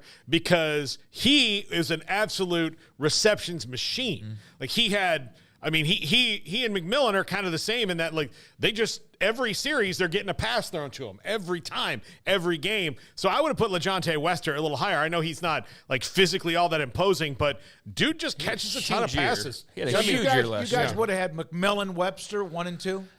I don't know. I just McMillan number one for sure. Yeah. Like that one to me is a no-brainer. I don't get the grading there at all. I really don't.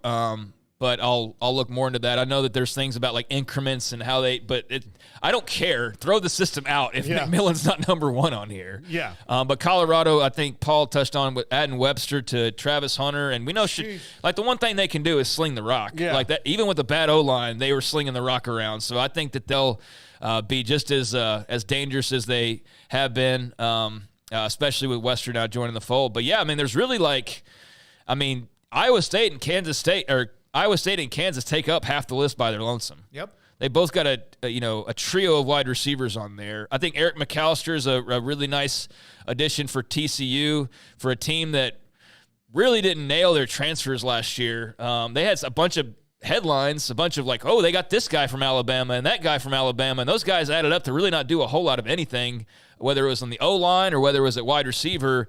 But Eric McAllister was hugely productive at Boise State. You talk about a team that got like just throttled with the transfer portal. Thank God with Boise they didn't State. lose Gente, though. Yeah. Yeah, I mean, that would have been the final straw after losing your quarterback, after losing McAllister. McAllister, I think that's a really good pickup for them. I think Hudson Clement's a really good wide receiver, and with the expectations you have for West Virginia, so long as, of course, their O-line is able to maintain itself after losing some pretty big-time players. Grown-ass men is what they had, yeah. Grown-ass men. They lost some grown-ass men up front, so that's really the question mark for them. But you feel good about quarterback. You feel good about running back, and I think with Clement leading the way, you feel pretty good about him as a wide receiver, obviously. So, I think that's pretty much the list is like 5 schools. But, yeah, McMillan to me is the clear number one. All right, so there we are with that. I will say I'm very surprised Cody Epps also not on this list. Who? Cody Epps. Oh, yeah. Cody with the K. Yeah. From BYU. That one surprises me. Of the, and Oklahoma State not represented either. Well, hold on. Yeah, you're right, but there's only 10. I know, but that's not why 14. But I mean, I could take maybe a couple guys that were in multiples off and throw in a Brennan Presley or Rashad Owens. Presley's a tough. I'm surprised to not see him on there. Yeah. I could throw them in there again. Cody Epps, I could throw him in there. That was a surprise. There's some schools like Kansas State has a bunch of questions. I think they'll be fine. It's just they're not as written in stone. Baylor, but their wide receivers weren't. Yeah, they're not even. That wasn't really their thing, anyways. It was their running back it was their running backs and their quarterback. That was the majority of their offense. Well, it will be interesting because of the Spavital offense. Ashton Hawkins and a couple. Talking about Kansas State. No, I know. No, oh, okay. He mentioned Baylor too. Is that see if that offense can maybe get somebody moved? If you did like a mid-season report, if anyone would be inside of that top 10. Monterey Baldwin, maybe. Yeah. He's a candidate, but I don't think he deserves to be on a list right now. No, not now. All right. When we come back, Craig Smoak, off the radar. Christy Dosh, Forbes sports business reporter, columnist, and analyst, will join us a little after 5. She has been very much back and forth with student athletes who have a lot of questions about the current landscape in college athletics. That with her and more. And this is 365 Sports. Richard Carr, Buick GMC Cadillac, they are the people you can count on for your automotive needs. You can log on to richardcarr.com today to see all of their great specials and get even more information on the great deals they have for you. But I can tell you from personal experience that they are the people that you can count on whatever it is you're looking to do, whether it's getting into a brand new vehicle, getting into a pre-owned vehicle, just getting your car fixed up, your tires set up well, you need some body work done, they can do that for you. It's a one-stop shop. Oil change, they can take care of that as well. But if you are in the market for buying a new vehicle and you are going to be out on the road this summer and need space for the family or friends on the road trip you're going on, well, check out the Buick Enclave, which offers a quiet drive loaded with space-age technology. All the new bells and whistles are part of the Buick Enclave, and the peace of mind of driving a quality vehicle and not having to worry about, I'm sure those of you who have been in a car that starts to have issues after a while, there's an extra layer of stress when you're starting to travel around of like, is it going to make it? Am I going to have to stop how many times? It's a constant pain. So wouldn't you like to just have that peace of mind of being able to go across the state or across the coast and not be worried about all those issues? Well, check out all the bells and whistles and the modern technology and luxury of the Buick Enclave. You can experience a test drive today and save thousands on the new Enclave, as well as save thousands on its sister model, the Buick Envision. And if you're a military or first responder, you can also save an additional $500 on top of the thousands in savings. They also have a lot full of quality pre-owned cars and trucks if you're looking to go the used route, but they're all in tip-top shape, and 100% credit approval is always their goal, as they say yes when others say no. So if you're looking to go new, looking to go pre-owned, whatever you're looking at top-of-the-line quality and tremendous customer service. For 25 years in Central Texas, Richard Carr's built a reputation as the people you can count on for your automotive needs. Log on to richardcarr.com today. Call now or go see them now off Highway 6 at the Imperial exit. Established in 2007 and independently owned, Alliance Bank Central Texas is committed to helping families and businesses meet their financial goals. From their tellers to their board of directors, they know the importance of superior service and competitive products. Customers have confidence knowing that their financial needs are in good hands. It's your bank, Alliance Bank Central Texas, with 2 Waco locations, 4721 Bosque Boulevard and 191 Archway Drive on Highway 84, and at alliancebanktexas.com. Member FDIC, an equal housing lender. Our good friend Brad Boozer, Boozer's Jewelers, here at 365 Sports. Now, Brad, people who watch and listen to our show know I'm a double-time customer for you, engagement ring and wedding band, and you guys do that great, but that's not all you do at Boozer's Jewelers. Absolutely. And I always like to say, it's a new year. It's a great way to start the year out. Go through your old jewelry. Go through your wife's jewelry box. Go through anything you're maybe not wearing, something that's broken, something that you're not using. We do a massive amount of custom work. We can take your old jewelry, old diamonds, old watches, and we can convert it into something special for you and make a one-of-a-kind piece of jewelry. And if that's not something you're interested in, a great thing is we can turn that into cash. So we buy gold, we buy diamonds, we'll buy Rolex watches, any kind of heirloom jewelry, anything that's maybe passed down to you. Boozer's Jewelers, where do they find you, Brad? We're at 1025 North Valley Mills Drive, right on the corner of Lake Air Drive and Valley Mills with the big clock on the corner. Pioneer Steel and Pipe opened their doors in 1943, and they have never wavered with their focus on great product and customer service, relationships with a handshake, making sure you, the customer, is satisfied. Their new facility is now twice the size, allowing new inventory, higher quantities, and in a much more organized fashion. In addition to the long lengths in tubing, angles, channels, rods, and flat, Pioneer Steel and Pipe now offers several shorter, more convenient lengths of material already cut. Their 2,500 square foot showroom has over 1,000 new products in stock, new welding supplies, hardware, quickcrete, and do-it-yourself components for any project, whether you are a professional contractor or weekend warrior. The new facility is designed to make your loading experience faster and more efficient with easy drive lanes around the building and much more room to get your trailer loaded. Our location may have changed, but our values haven't, and our relationship with customers goes much farther than just business. Pioneer Steel and Pipe on Loop 340 and Highway 6 and just east of I-35 in Waco. This is Craig Smoak's Off the Radar, presented by Alliance Bank. They take pride in making banking easy. AllianceBankTexas.com.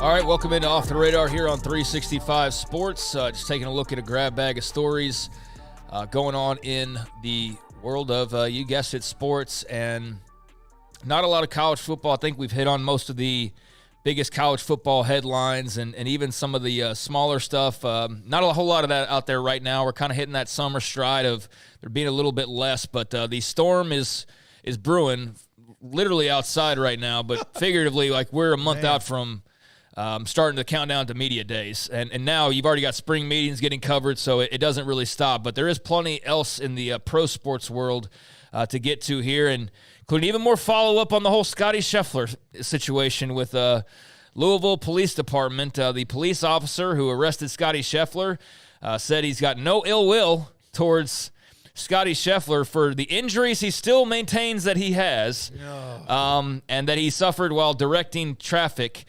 following a fatal accident that had nothing to do with Scheffler or this incident that was separate but caused the traffic jam that led to the whole incident. But the prosecutor in Louisville did drop charges officially against Scheffler on Wednesday. We talked a little bit about that on Tuesday's edition, and everybody just kind of chalking it up to it being a misunderstanding between the officer and Scotty Scheffler. But the detective douchebag, Brian Gillis, said that he wishes Scheffler and his family all the best, but he took issue with some of the comments by Scheffler's attorney following the court hearing, saying that he did not agree that Scheffler was falsely arrested, nor that he has grounds for a lawsuit, but he's not looking to pursue any litigation. So there are multiple witnesses that Scheffler's lawyer says can say you were not dragged by a car. He also touched on the fact that, yes, the department requires us to buy $80 pants because that was the whole big to-do about $80 pants. Your $80 pants got ripped. You know why? Because he shit in his pants is what he did. Yeah, possibly. It was possibly that. I really do think that this is part. No, I think that's part of it. I have maybe it was. Yeah, maybe I it was. think that's part of it. This guy doesn't seem like the realest tough guy out there. He seems like a cop on a power trip, which is just the worst kind. He also said he maintains that he was drugged by the car. He maintains that his attorney does, or his statement through his attorney. And they joked about the pants thing. He said, "I never guessed I'd have the most famous pair of pants in the country because of this." But yeah, the video's out there. They've agreed to just kind of let this thing go, and hopefully this is the last that we hear of this guy. And Scotty Scheffler can go back to just being the best golfer in the world. But it seems like any fears of this turning into an even bigger thing, everybody's just ready to move on from it. And I think Scotty Scheffler is too. He could probably put this thing out a little bit longer and maybe win a civil suit or whatever, defamation of character. But good. Move on. He's got the U.S. Open in a couple of weeks. Memorial coming up around the corner. Get back to playing golf really well. Yeah, so there's still some sniping going on back and forth on who said what or who was right about anything. But the Louisville Police Department did say that they have some videos and some documents that will be released at a later date that are related to the case. So how interesting those end up being, I don't know. And who knows if we're even talking about that when that time does roll on around. Meanwhile, the Bears are going to be the featured team on Hard Knocks this season. HBO's Hard Knocks announcing today that the Bears will be the team to watch this summer. Of course, now with brand new quarterback Caleb Williams, this is a first, as the Bears have never been on Hard Knocks ever since it started back in 2001. For a long time, their chairman, George McCaskey, did not want HBO to have access to their preseason and their summer workouts and the build up to the season. And so he said, we're told there's some interest in other teams being on the program, and we welcome that interest. So I guess he wasn't all on board with that, but it will be the Chicago Bears and Caleb Williams trying to get better after finishing 7-10 last year, and then obviously having the number one overall pick and a very other high pick determined to Rome Odunze. So that's going to be, you couldn't have put together a better, more electric combination out of last year's draft, I think, than Caleb Williams throwing to Rome Odunze, other than Michael Penix maybe throwing to Rome Odunze, because we've actually seen that. But that seems like it's going to be exciting. They're obviously an interesting team. I'm sure that the stadium talks will somehow be featured in that, because that's a big issue right now, is them trying to build a new stadium. So I don't know what else might be of interest there, but makes sense. And they're first-timers, so I think that just newness will be interesting for viewers as well. I'm not a big Hard Knocks guy. I know some people that love it. Some people who are huge football fans that don't like it. But it'll be the Bears, and they will be the first to report to training camp, and they will be playing the Houston Texans in the Hall of Fame game in Canton, Ohio, coming up on August the 1st. I think the Bears are a really intriguing team this year with Caleb Williams, with Keenan Allen, who's been one of the best receivers of the last decade and most consistent, especially when he's healthy. DJ Moore's there. He's fantastic. Cole Kmet at tight end. There's lots of weapons all over the field. Their offensive line should be better. The Bears are really interesting. It's going to be a lot of eyes on the coach, obviously, as well, and Matt Eberflus. And look, now you've been kind of dealt. Better make this work with a Heisman Trophy winning quarterback and a guy that everybody thinks could be the next Mahomes type player in the league, for a town that is as thirsty for a quarterback as any team in the league. And my gosh, yeah. Their quarterback history is just so muddled. And I'm being very nice with that. This is their first shot in a long time at a genuine superstar if he pans out. And they seem to have done everything the right way, building around him early on, and to make it a soft landing in the NFL for Caleb Williams. So Hard Knocks should be really interesting. And Caleb Williams is interesting. He's he's not a boring personality. He's a lightning rod because of the fingernails and things like that. Have but they approved the new stadium? No, they're trying to figure. Oh. They're trying to figure out. They're not going to do it at the racetrack site anymore. I think the push is to be in Chicago proper. Well, let's say they have a pretty fun team. That will help, politically, voters, bond, whatever, however they're going to do. The NFL is going to help pay for a big chunk of it, and they'll host a Super Bowl there at some point if they build a new stadium. All right. Yeah, no, I think it was the plan is to make it indoor, though, right? Was that in the mock-up? Is that a retractable roof type retractable thing? Roof, yeah. I would imagine that would have to be in the plan. It would make sense to be, but there is that unique character of having Chicago outdoors. You'd never see one in Buffalo. Yeah. There's certain fan bases that do not want retractable. I don't know, though. Like, Buffalo, after the mess they had trying to host the playoff game when they had to – I know we've seen that around – like, I was watching Welcome to Wrexham, and they had an issue with snow for one of their games. Like, so it happens all across the world, these snow issues. But with Buffalo, you think, like – that just maybe it'd be nice to not have to go and scoop 10 feet of snow before the game. And is their home field advantage? Right. And, the Steelers had it for 2 decades, and where they played the ice and the snow and the conditions at back what was it, Three River Stadium, So, okay. All right, move on.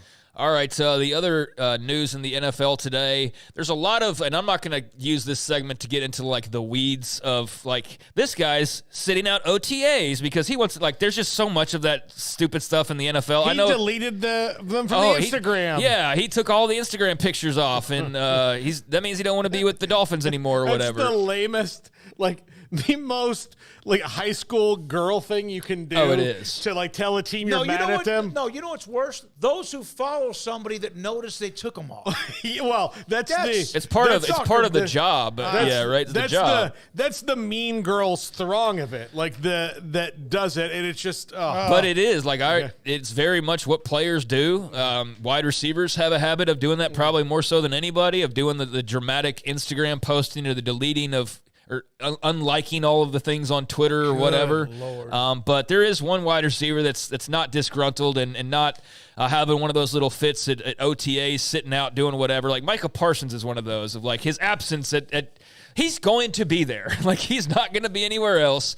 But you'd rather have him there, I understand it. But one guy who's being celebrated today is Jalen Waddle, as the Dolphins have agreed to a contract extension with Jalen Waddle, the Texas native and also former Alabama star. 3 years, $84.75 million extension that includes $76 million guaranteed money for Jalen Waddle. That, per Adam Schefter, an average annual salary of $28.25 million. And I'm telling you, and there's been a lot of talk about this, but we are getting really close to the first $1 billion contract in the next, like, decade probably in pro sports. What's Mahomes, $500 million? Yeah, and he might be the guy who does it eventually in about 5 or 6 years or something like that. But, especially like, if he has another couple of Super Bowls. With the new round of NBA TV deals, like, those salaries, like, you're going to have dudes off the bench who barely play are making like $20 million a year. I mean, I'm not even really exaggerating. I mean, because there's bench warmers that already make really good money, not like, you know, Calabasas money necessarily, like LeBron or something, but they make millions of dollars, and that's just going to go up with the new TV money. So the pro sports contracts are starting to enter this era of, we're going to get on the other side of, like, the $500 million mark and be leaning closer to $1 billion than the other way. By the way, I was in the Cowboys locker room one time when an NBA player got an extension, and it was like, it's like Malcolm Brogdon or somebody like that. He was like, he's an okay player. I mean, wasn't, and then like right after that, it was like somebody who wasn't that good, and he got like, you know, like $10 million overall less than Malcolm Brogdon, and had like 10 points less a game. And Rico Gathers is on the team that I was standing and talking to Rico, and at least 9 guys walked up to him and go, Rico, what are you doing here?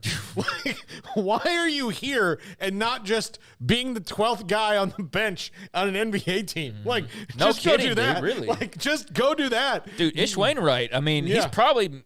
He'll have made, if he hasn't already, have made millions of dollars. And he plays a few minutes for the Suns. Like, he's not a bench warmer per se. 13 players on a roster. The minimum salary is probably 1.5 or $4 million. And that's if you're, you know, a two-way player or a guy who's like, well, we you know, all our power forwards got hurt, so let's call up this guy and sign him for the rest of the season. Yeah, who will be first? Mahomes, Ohtani, who just signed one, or a soccer player? Soccer. Probably soccer, but I mean, Ohtani's the first to $700 million. So Ronaldo got a $200 million for 1 year. He's also getting older, though. Yeah, so no, that's I mean, true. I don't think he's going to keep gas, signing bigger contracts. Whereas Ohtani's just getting started, really. So he could sign, in theory, another one here in a few years. But million, I mean, he's got a 10-year deal, so we'll see about that. But he's at $700 million. Patrick Mahomes is going to have at least one more contract. He's at $450 million total value. So, like I said, we're starting to get on we're crossing over the other side of that $500 million mark with some of these contracts, with Ohtani leading the way, and then you got Messi, Ronaldo, and then Mahomes. So we're not that far off from that in the next few years. Hey Jack, how old is Holland? The country? No. Erling Haaland. If that's the Netherlands, actually. I want to say he's 22 22, 23. Let me check that real quick. That's a guy who I think has a shot at $1 billion. You should want to take a look at what Kylian Mbappe is going to make. I forgot about him. Mbappe. Yeah. Yeah. He's so good. I learned how to say his last name. I was just trying to figure, like, Mbappe's older, not that much older, but like, Holland's 23. 23. Yeah. So yeah, he's got a lot of money left to be made, and he plays for Man City, right? So yeah, he's a superstar in the sport of soccer that we're going to be hearing about for a very long time. But yeah, I mean, I got off onto a tangent here because we were talking about Jalen Waddle, who's nowhere close to $500 million, but he did get a nice fat contract. It does make him fourth highest paid, but he got me on a tangent because I started thinking about something I saw the other day about the size of contracts. Third most guaranteed money behind A.J. Brown and Amon-Ra St. Brown is where Waddle now finds himself. Meanwhile, tonight you've got some playoff action. The Mavericks at the Timberwolves at 7:30 on TNT. That's 7:30 Central Time. If the Mavs win, they win the series, but they're on the road and just lost Game 4, so we'll see. But the winner goes on to face the Celtics. Again, though, Mavs up 3-1, and Derek Lively, who was a big missing piece for them in this past game, has been upgraded to questionable with a neck sprain for later on tonight. So obviously, if they could get him back, that would be absolutely massive. And I feel like if they had him the other night, that series would already be over. But maybe it'll be over tonight. I sure hope so. Then in the NHL, you got the Panthers at the Rangers, Game 5, Eastern Conference Finals, 7 o'clock Central for that face-off, and that is tied up at 2 games apiece. So, got a little NHL action later on tonight as well, and that will be on ESPN. So there's a few things off the radar. I think both NHL series are going 7. Very well could. Last night, Paxton sent me a text. He goes, man, Stars came out and punched him in the mouth. And I never did respond, which I'm sorry about that. It's not because I didn't mean to. And then I look up, it's 5-2. Oh, it was. They started off hot, and then it got bad quick. Yeah. So no, I mean, they'll be thrilled to get out of Canada because Edmonton's starting to like feel it at home there a little bit. So yeah, they'll be back in Dallas on Friday. That series is tied at 2 apiece. So yeah, it looks like the NHL series. They're both tied up at 2 apiece. They could very well both go 7. And then the NBA, it's a different story. The Celtics are just sitting back, just waiting, and rooting for Minnesota. Minnesota. So that's the sooner the Mavs can close this out, the better. All right, thank you, Craig. Off the radar, every Tuesday and Thursday around 4:45, and it's interesting because a whole wave of sports with the NBA and NHL. Of course, the NBA Finals can take 4 weeks. The way they spread that out, it appears. So if, in fact, Dallas wins tonight, it doesn't matter when the NBA Finals start because they're predetermined to start on a specific day. I can tell you, even though I'm a Spurs fan, Smokey, you and I are Spurs guys. Yes. I normally, like Spurs, that's the big rival is the Mavericks. Yep. And maybe I guess the Rockets, but the Mavericks mostly. I want the Stars and Mavs to win titles so badly. Because I really want Jerry painted in that corner. Oh, yeah. Well, we asked Chuck that yesterday. Yeah. About would that even affect his radar? Yeah, I do hope that people don't get too spoiled where, like, if it doesn't happen, then they're disappointed when you've got 3 teams from the same city that are all, like, banging on the door of the finals or in the finals. So, yeah, like, if the Mavs were to somehow have a first in history situation occur, like, that would kill the entire mood, obviously. But they should be in the finals. The Stars, we'll see on that. But, I think it would be great just to have the ability to just point at Jerry and go, every team in this town has won a title in the last year except for you guys. Yep. And of course, he had the great run early. You think about the pecking order, though. No matter what. Now, Chuck said this the other day. They had an off-season workouts or whatever, and it was kind of scattered because every day the Mavericks have a media session or people are on the road or the Stars. There's still a massive, massive difference to where they are to then the Rangers. And then I think you'd say the Mavericks and the Stars. And there's a drop-off for every one of those. Everybody has 3 to 4 people that cover the Cowboys. Now, the TV is probably less. But, like, as far as the publications and websites, they have 2 or 3 that are just the Cowboys. And then they might have – one that's the Rangers and one that's the Mavericks. And then they'll probably start floating some people over. Well, you don't know with blogs and all that. Yeah, it's crazy. All right, Jack, Craig. does Borussia Dortmund have any chance coming up this weekend? Yeah, they've got a chance. I do think we're running late for the guests. Oh, okay. When we come back, Christy, Real Madrid it is. Christy Dosh, again, sports business analyst for Forbes. She's next. This is 365 Sports. Marco's Pizza. Pizza lovers get it. Marco's Pizza. Go online, marcos.com, and find the pizza you want. You could even put it together yourself, order it online, have it delivered, or pick it up. Marco's Pizza with Bob Mock, the local owner. 5 locations in Waco, the fastest-growing pizza brand in America. My favorite is the pepperoni and sausage Magnifico. Thin crust is what I like. And then, of course, they have wings and salads and sandwiches and the soft drinks and much more. Marco's Pizza. Pizza lovers get it. It's the season to rev up your drive with Alan Samuels with the new Dodge Chrysler Jeep Ram in Waco. Your ultimate destination for unbeatable deals and top-notch service. Looking for a reliable ride to conquer these beautiful spring days? Look no further. The powerful trucks and sleek sedans are the perfect SUV. We've got the perfect vehicle to match your style and budget. Over 300 new vehicles to choose from. Now's the time to make your move. Enjoy special discounts, low financing rates, and incredible incentives. But hurry, these offers won't last forever. Alan Samuels in Waco. Come by. Let's be friends. Developed by Startup Waco, a nonprofit organization, GXG is a program designed to support the entrepreneurial development of Baylor University student athletes through NIL activations. The program helps student athletes maximize their platforms and offers a comprehensive support system for them to create and grow new businesses that not only benefit themselves, but also uplift the local economy. Fans who wish to support student athletes can donate to GXG via the GXG NIL Fund, BaylorBears.com/GXG. Contributions to support NIL activations through GXG can be made at BaylorBears.com/GXG. For more information, follow @GXG_GreenXGold on social media and visit the official website www.gxg.startupwaco.com. GXG, empowering student-athlete entrepreneurship and uplifting the local economy through NIL activations. How did Edward Jones become one of the biggest financial service companies in the world? By not acting that way. Financial strategies, one-on-one advice, it's a big difference. And that's why Brad Wilson, your Edward Jones financial advisor, makes sense of investing. Experience the difference for yourself. Brad Wilson, 250 Sharon Drive in Woodway, 254-776-4337. Edward Jones, member SIPC. This is 365 Sports, powered by Sikkim365.com. The 5 o'clock hour is sponsored by Edward Jones Investments with financial advisor Brad Wilson. Investing is time and experience back to you and your money during today's changing times. Edward Jones, making sense of investing.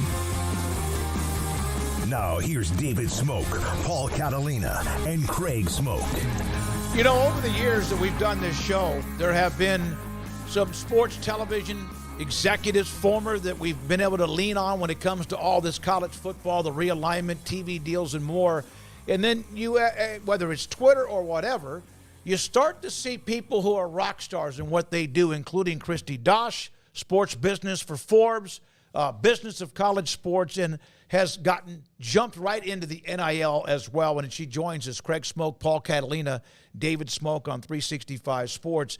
This is in your wheelhouse right now, Christy. And how much did you learn this along the way, or how much of this just kind of was something you were ready for? Oh, I feel like I've been doing it a long time. I started reporting on name, image, and likeness back during the O'Bannon case in 2010, 2011, something like that. And we've just been adding bits and pieces to that over the years ever since. What stands out to you the most about the aftermath of NCAA or House versus NCAA? Yeah, the revenue sharing. I mean, the report started surfacing a couple of weeks before the settlement, but when this case was filed and we were initially hearing about it, you know, you think about them settling with the former athletes who were part of the case, but the fact that this has moved to revenue sharing and that the revenue sharing numbers are so high, they're talking about 21 to 22 million per year per school to start if schools choose to opt in at that amount. That was surprising to me. That was a lot higher than I thought it would be. Christy, when you look at the athletes and what they now have that they never had. And they are now in a position where they seem to have a bunch of leverage. And that's great. It was overdue. What are the biggest questions they may have for you if you were to advise them at this particular time? Yeah, I think that athletes and their parents and agents, for those who are able to get agents, are going to have a whole new world here, because I do not think schools are going to choose to implement revenue sharing at a flat fee. There's some issues with that when it comes to antitrust law. Tax professionals tell me there's some potential IRS issues. So I think it's going to be based on market value. Well, what is that? And is every school going to have a different formula for market value? And the answer to that is likely yes. And so individual athletes are going to be negotiating with athletic departments. We've never had anything like that. And does a 17 or 18-year-old know how to negotiate? And there aren't going to be enough agents to go around for all of them. So a lot of this is going to fall on athletes and their parents. Christy, what is the clearest path to balancing out Title IX in this? You know, I've had this conversation with about 10 different Title IX attorneys. I've been able to talk to attorneys on both sides of the House versus NCAA case. And the easy answer is no one knows. You've got about 50% of people who think Title IX applies. You've got about 50% of people who think that Title IX doesn't apply. And these are experts in their field, people who've been dealing with Title IX sometimes for decades, and they can't agree on whether it applies or not. So I think we're going to wait and see, and it's going to either have to be guidance from the federal government or it's going to be some cases brought to court over this. So when you discuss the settlement, whatever that $2.7 billion, we've seen figures thrown out about former athletes or athletes that played during a certain time period. Does any of that settlement money go to any of the current players? No, it doesn't. There's a backward-looking piece. It's $2.8 billion. That's going to go to former athletes. It dates back to June of 2016, so it doesn't go to anyone who played prior to that. That's a separate bucket from the revenue sharing that we expect to start fall of 2025, where each school will get to decide up to a cap of about 21, 22 million, how much revenue they want to share with their athletes and which athletes they're going to share with. Well, that was my other question on I guess the $2.8 billion. A lot of times we look at football and men's basketball. Those are the revenue producers. Is this as far as the back pay for all student athletes during that time or specific athletes? We believe it's just going to be Division I scholarship athletes. I've had a lot of questions from the parents of walk-ons, and actually I was able to talk to some officials from the NCAA today. They say they're still working that out in the final settlement document, exactly who's going to be included, but we believe it's going to be Division I scholarship athletes, and a portion of it is going to be divided equally, but a portion of it is going to be divided based on market value, and they're going to have a sports economist come in and come up with a formula to find that market value. You, when you started covering O'Bannon, did you ever think you probably thought at some point what we see today would happen. Is it even more explosive than you thought as far as how quickly this has changed and how really it just seemed like it happened overnight, even though it's taken years? Honestly, I thought NIL would happen eventually. I did not think revenue sharing would happen. I'm sure if people want to go back and dig up things I wrote 10 years ago, I did not believe it back then. And in fact, I wrote a book that came out in 2013, and I interviewed people from the IRS, people all across college athletics. I don't think anyone believed this was going to happen, except for maybe Jeffrey Kessler and some of the attorneys that were on the plaintiff's side. They've been fighting this for decades. How does collective bargaining possibly work without a union? Because that'll take years, of unionizing and then people opting in or people not wanting to be in unions. This isn't exactly akin to a professional sports union where obviously there's a finite amount of people, but it's a larger amount of people. This is almost as many people would be like in a dock workers union or something like that. Yeah, legally speaking, you can't have what the law considers a collective bargaining agreement if athletes aren't employees. So you're not going to see collective bargaining unless and until we decide student athletes are employees, which there's already a case going on with the Dartmouth men's basketball team where at the first level, they have been declared employees. So we'll see what happens with that. I know there's been some talk about getting some sort of federal legislation that might allow athletes to collectively bargain and not be employees. but I haven't heard that there's any real momentum for that. So Baylor has a collective. It's called GXG. In fact, they're one of the sponsors that we have for this show. They started, and they're very much involved. That it appears as if that might now be a part of an athletic department at some point. I guess the question is, what are their functions going to be? The same, or will they be a part of like managing a salary cap? How will all that work, in your opinion? Yeah, this is a conversation happening on campuses all over the country. I do a fair amount of consulting work, and I've already had calls this week about, okay, do we bring the collective in-house? Do we leave them out? And in fact, when I was talking to NCAA officials today, I asked a question one of the schools asked me, which was, can you take this revenue sharing money? Can you send it out to the collective and then let the collective make the decisions about who's getting how much money? You know, they were looking for some Title IX insulation by moving the money outside of the athletic department and over to that third party. But what we're seeing more often is schools that want to perhaps retain the collective as more of a marketing agency. So they would pay a fee to the collective, and maybe it's not a collective anymore. Maybe it's a different third-party group, and pay them to serve as a marketing agency on behalf of the student athlete. So they're all trying to figure out exactly what this is going to look like. I would say the collective's function doesn't change all that much, though, Christy, because there's still going to be schools that are going to try to bridge that gap, because if you have to share $20 million of a cap across your athletic department, obviously not all that's going to football. You talked about it earlier, negotiating market value for certain positions. Well, just use a round number. If a market value for a quarterback is $2 million, well, you might have $750,000 of that in your budget from the revenue sharing. Well, you got to go get that other money from somewhere else, and that's probably where the collective comes in, right? Right. I agree that the collectives are going to stay around. A lot of people, when this came out last week, were like, oh, that's the end of collectives. Mm-hmm. I don't believe that at all. I think you're right. So let me ask you this, and this is just me not being like completely in tune to this. So you're a player and you live in California. You're a student athlete in California, and you're going to get NIL or revenue sharing or whatever, or even part of the back pay. Do they then have a disadvantage, schools in that state, because of the state income tax? And so what might be $6,000 in Texas or Florida may be different for a student athlete in California? Yeah, absolutely. And it gets even more complicated than that. I talked to a CPA friend the other day, and I asked her, you know, are we looking at the jock tax here that pro athletes pay, where they pay every state they play in? Yep. And she said potentially states will have to decide how much they want to go after that. She thinks at a minimum you're going to pay taxes in the state where your school is, if that's not your residence, and then also in the state where you're a resident. And then depending on how this revenue sharing money is classified, she thinks you could also get taxed in the state where the broadcasting revenue originates from. So let's say we're dealing with ESPN broadcast revenue, that originates from Connecticut.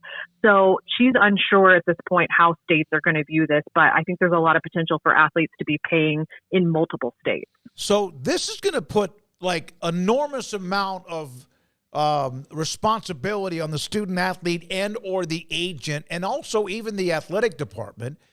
They're going to have like constant seminars. Are athletes ready for that, to kind of know what they're supposed to do with their money? No different than we are who do this show, or what you do for a living with what you do.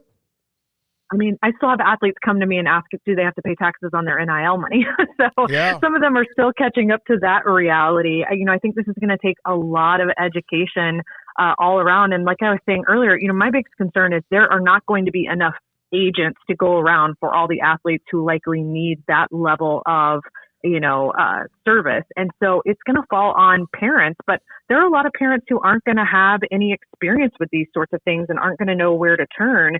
And there's already some, I would say, bad players in the NIL industry. I would imagine that is going to grow as this, revenue sharing gets rolled out. So hopefully lots of education available, not just for the athletes, but for their parents and the other people around them who are trying to help them. Do you feel like they're going to NFL have certified agents? Will they try to do that with the NCAA?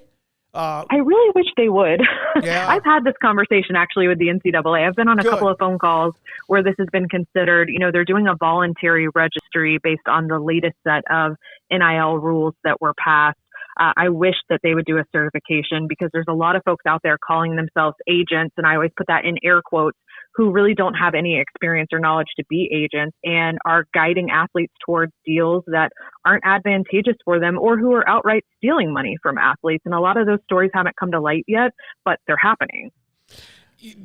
You said there's not enough to go around one. So that means that if they do certify, then agencies have to start recruiting more guys and getting more agents. So could be a cottage industry popping up. But that, again, wouldn't that take years to really get a structure like that in place? Yeah, absolutely. And I just can't imagine a time where like the majority of Division I athletes have some sort of agent. I think it's still going to look a lot like it does now with the athletes who are either household names or the ones that have enormous social followings. They're not always getting athlete agents. Some of them have social media managers who kind of serve that agent role. And that's fine. That's the right fit for some athletes. But there's tons of athletes I know right now who want someone for the NIL deals they're already doing. And some of them are making pretty decent money and can't find an agent to take them on and help them. So there's already not enough. And now we're going to add this to the mix. You're going to be at the Athletes Convention tomorrow in Charlotte. Is that right? Yeah, I'm heading to AthleteCon. It runs on Saturday. I think there's a little under 100 student athletes who are coming to that. And I'm looking forward to learning some things. There's going to be people there from Snapchat and TikTok and Facebook and Instagram. And I want to get better at my content, too. Now, you got a travel schedule. Christy, thank you so much for being a part of it and kind of helping educate us, too, because it just seemed like this has just been I hate to say flash flood because we just had a massive storm. It's been a flash flood of information and digesting, and who knows, it might change by tomorrow, but it's great to have you on to learn a little bit more about it. Absolutely. Thanks for having me. Thank you. Christy Dosh, again, sports business analyst for Forbes. Paul, University of Florida. Well, look, they don't do everything wrong. Professor there. So, adjunct professor. It's great to be a Florida Gator. Also, founder, Business of College Sports and Jobs, NIL. She has two different Twitter handles. One is at Sports Biz Miss, and then also at NIL Island, which is one I'm going to start following right now. Which the Florida Gators might want to ask her opinion on some of the things they've got going on right now. Yeah. Adjunct professor at Florida. Yeah, okay. Mm-hmm. All right. I'm not sure exactly where she may have gone to get her college degree, but she's become a media personality and does a great job. Thanks to Christy Dosh for jumping on with us. The first time I ever remembered talking to her or communicating with her was Rachel Barbeau. She was an agent for Rachel when Rachel started to do a lot of speaking engagements back, 8 or 9 years ago, and help launch her to visit college athletes and campuses too. All right, I think we've gotten everything for the most. Hey, don't forget to hit the like button and subscribe. We appreciate you. We have, and Paul and Jack, and I don't know what else is going on. Of course, also just the show. We were talking about 40,000. Now it's 44,000, and that number continues to go. The ticker's moving on. Less than 6,000 away from Paul shaving his head while drinking out of a keg. Here's the thing. I am not shaving my head. I worry about what will come back. So, no, it wasn't that. It was he's going to lick peanut butter off Jack's cheek, I think is what he agreed to. That I would rather do than shave my head, just given that that's a momentary thing. I was just making sure Jack was paying attention, and he clearly was. I would be putting some stuff on my cheek that he wouldn't like beneath the peanut butter if you guys are forcing that on us. Like the fruit fly trap stuff that's in there? No, but yeah, Paul will do a keg stand if we get to 50,000. Is that right? All right, yes. So let me ask you this, because that was something most kids did when they were in college. And where are we going to do this? Right there. And you're going to have a keg in front of you. Yes. And then an IV into your mouth. No.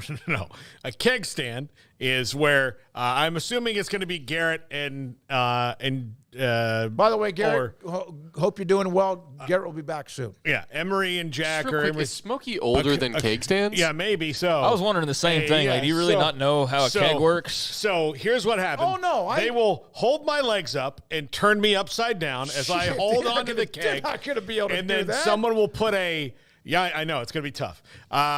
There might have to be a third person. And then they will put the hose into my mouth, and then I will have to drink beer while people count, and then we can do an over-under on, how many seconds people think I can make. What I meant by holding you up is that is a balance issue, too. Yeah, I know it is. But the more of that goes in your mouth, the less balance you're going to have. Yeah, but we're talking about, if I can get over 30 seconds, then I've done something really well. So you're going to have a hell of a buzz to get over 30 seconds. 30 seconds? Yeah, 30 seconds is the goal. Shoot. So that's a long time. I don't know if I'd be able to do 30 seconds. I don't think so. I am right now. I'm sorry, $100 you don't do 30 seconds. Well, I don't think I can do 30 seconds either. But and we're not talking about one of those people like Stone Cold. He used to chug beers in the ring, but if you actually watch him, he's like spitting most of it out. He's drinking like a little bit of it. Yeah. So I would certainly bang the under if it's 30 seconds. But I mean, that's my goal is 30 seconds. Okay.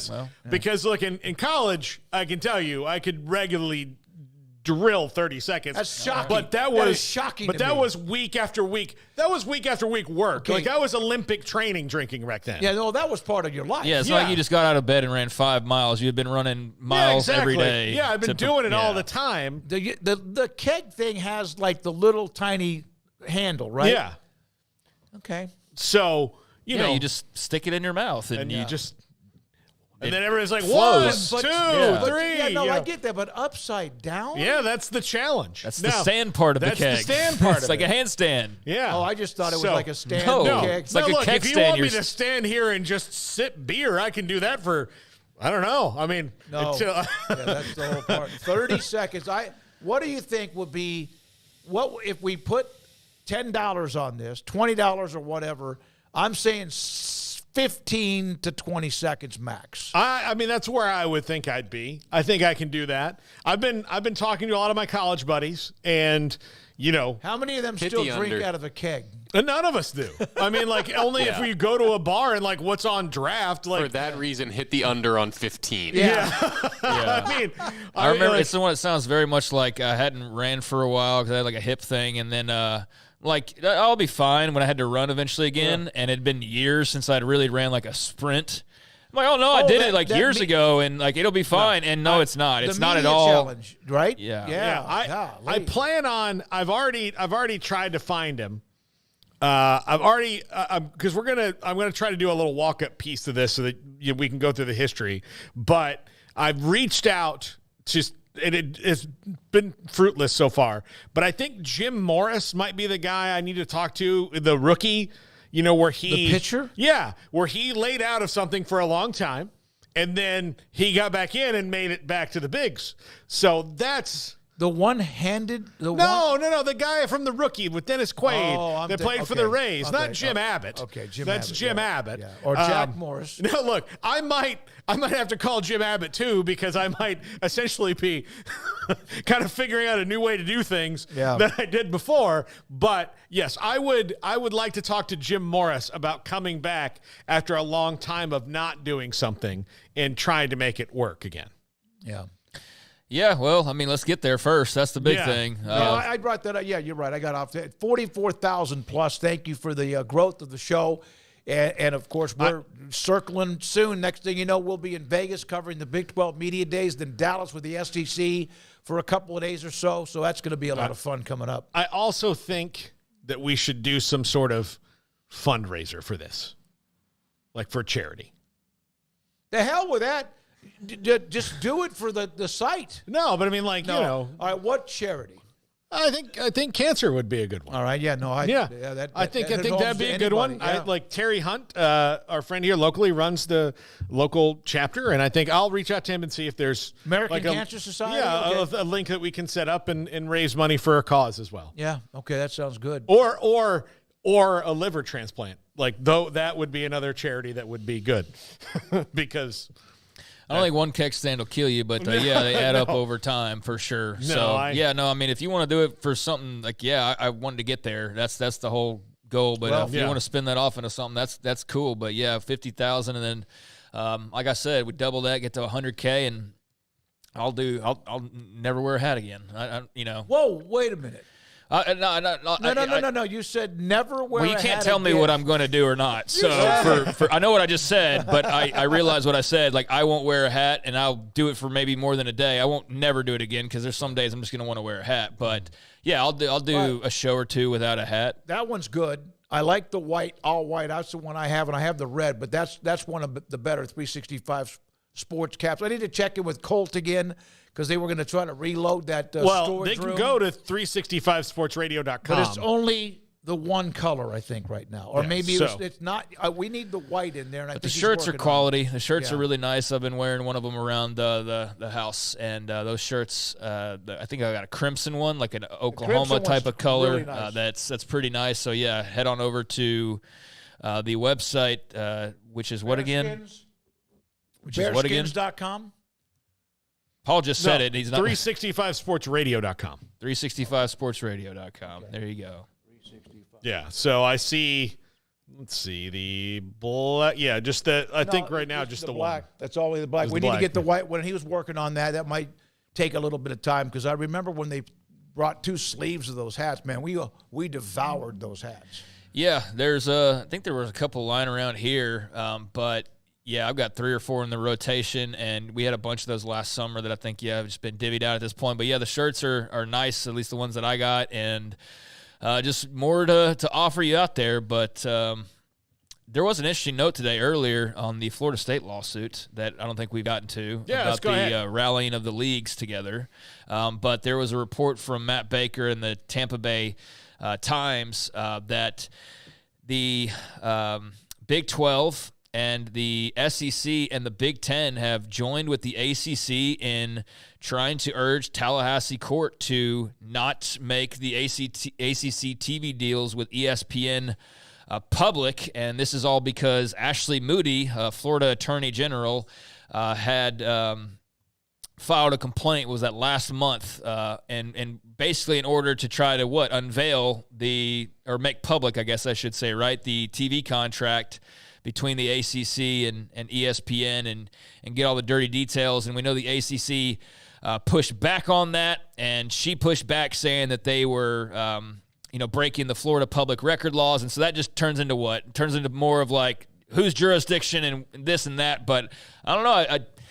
I'll default to the lawyers who know way more about these types of things, but it does seem pretty significant to me that the other conferences are like, no, we don't think that those should be out there either, and that there are actually trade secrets that we don't want out there as well. So I think that adds a little bit more. I mean, I don't know if that changes anything as far as what a judge would decide, but I do think that that's interesting from the people who say, there's nothing in that TV deal that could be damaging. There's nothing. What are they hiding? Right. Well, clearly the other leagues are like, we don't want you to see it either. So there's something to that, and I think that that's just notable because you could say, yeah, what is the ACC hiding? What is wrong? But if everybody else who stands to benefit from their death, quite frankly, like the Big Ten and the SEC especially, and the Big 12 would probably as well, like for them to say, like, no, we don't want y'all to see those contracts, I think that's just a notable thing. Well, the ACC, remember, was supposedly copied and pasted of what the Big 12 contract was, remember? Mm-hmm. Well, and Clemson gets to see it. They just don't get to, talk about it or they can't come out and start talking about what they saw. It's like the video game, like even more so though, where it's like the guys who tested it out couldn't really say anything. I don't know how much you can say, like based on what.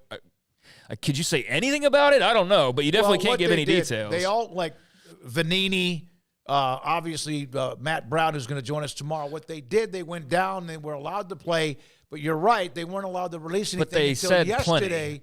Yesterday, they had an embargo, and then yesterday they started releasing more of the information. Right, but before that, they were all teasing various things that they had seen, and they were like, that's what I'm saying is like they were kept tight-lipped, and then they eventually could say whatever they wanted to. I've seen that as well. But with this, like I'm wondering, like, if somebody even brought it up, can you even acknowledge it in any way without potentially revealing something? So, it's going to be a tricky deal there, but the fact that they're all joining together in that regard or backing that is something that I found pretty interesting. So we'll see where that goes. But the ACC said, per the AP, contracts would divulge operational costs, sponsorship information, future payouts. The other conferences agreed in a brief saying that it would include sensitive information regarding those things that I just mentioned, like commercial spots, things that benefit corporate sponsors, et cetera, et cetera. So, yeah, there's a fight over whether that's going to become public or not. And obviously Florida State and Clemson want it to be, and all the other conferences say no, so we'll see where that goes. And here's the thing. I don't necessarily believe that they want it to be. I think this is just an accelerating mechanism to get to the settlement. Oh, from Florida State? Yeah, I don't think that, I don't think they necessarily, they know that, it's less damning for them than it is the ACC or ESPN to see these things. And I think the communications around it are probably even more damning than the deal itself, right? So because of that, because you're going to have people saying, well, this is not worth that much, and this is not worth that much. And then the other thing you say is like, oh, look at what ESPN thinks of you, Pitt. This is where they threw out your number, and it's going to be one of those things where it feels like salary arbitration in baseball, where your team's like, look, we love you. We want to give you a bunch of money, except we hate the way you play against left-handers. So $2 million less than you're asking for. So they don't want all that stuff out, and that's why the settlement will eventually happen. And like Brett McMurphy said, the ACC is just trying to run out the clock on that so it can go on as long as possible. Yeah. By the way, from Behringer, not Jay. Is that Jason? I don't know. I don't think so. I don't think so. One of our former great friends and producers of a show on the radio, the Catalinas from Italy, invented the beer keg. True story. I wish that was true. Yeah. Wish that was true. All right. Other than being poor farmers from Palermo or Poggioreale, I always loved that city of Palermo. All right. When we come back, he was an umpire, Steve Palermo. When we come back, Paul Catalina and his top five, and this is 365 Sports. Don's Humidor and Coffee Beans. I mentioned this earlier in the week, but Carol Ashley have been the original owners of Don's Humidor and Coffee Beans. It's in the Town West Shopping Center in between Richland Drive and Valley Mills in Waco. That's who I knew, who I got to know. The first time I went over there, I like smoking cigars, and I'll smoke a bunch of them next week while I'm in Florida. But I just got to know them really well. Good people. Then they moved the store, same building, but they moved down a couple of I guess you could say, doors, and they built this 48-foot walk-in humidor loaded with every great brand of cigar, or even sometimes the new brands that people don't know too much about, from Padron to Cohiba, big boy names, Rocky Patel, Arturo Fuente, Macanudo, etc., Aston. They have CBD products, it's Vita Dreams for gummies to eat or chew on at night to help you fall asleep a lot easier, more comfortably, and then even fresh coffee beans, including the one that's the number one, which is called Cowboy. But they're now moving on and selling the store to Joshua. Cheyenne will stay there. Josh is taking over. I got to know him and meet him over the weekend when I went by to get a couple of cigars for the trip to Florida and also some more Vita Dreams. So they're good people. Great store, CBD, THC, fresh coffee beans, and a 48-foot walk-in humidor in the Town West Shopping Center between Richland Drive and Valley Mills in Waco. Cars priced right, both day and night. At Richard Car in Texas. Trucks built for you, red, white, and blue.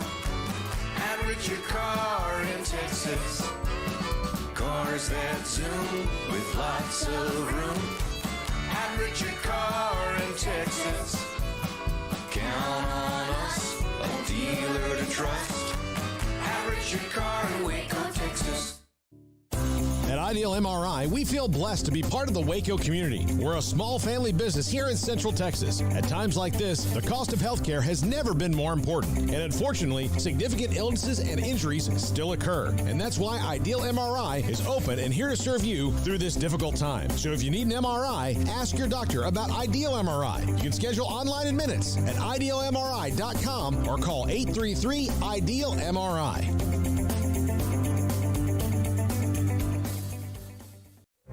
Stepping into the boots of a U.S. Army officer can add confidence and leadership skills to your son or daughter's career path. See all the things they can achieve in our boots at GoArmy.com. U.S. Army Waco Recruiting Company, 254-598-8131 or 254-776-1543. After my first car accident, I feared the biggest damage would be to my wallet. I expected a mountain of bills and a long, drawn-out process. But my Texas Farm Bureau insurance agent was there when I needed her and helped me get back on my feet and in my car in no time. Instead of a hassle, I got reassurance and a quick recovery. Stop by and see our agents at one of our 3 McLennan County locations. Coverage and discounts are subject to qualifications and policy terms and may vary by situation. Established in 2007 and independently owned, Alliance Bank Central Texas is committed to helping families and businesses meet their financial goals. From their tellers to their board of directors, they know the importance of superior service and competitive products. Customers have confidence knowing that their financial needs are in good hands. It's your bank, Alliance Bank Central Texas, with 2 Waco locations, 4721 Bosque Boulevard and 191 Archway Drive on Highway 84, and at AllianceBankTexas.com. Member FDIC and equal housing lender. It's time for Paul Catalina's Top 5, brought to you by Texas Beef House.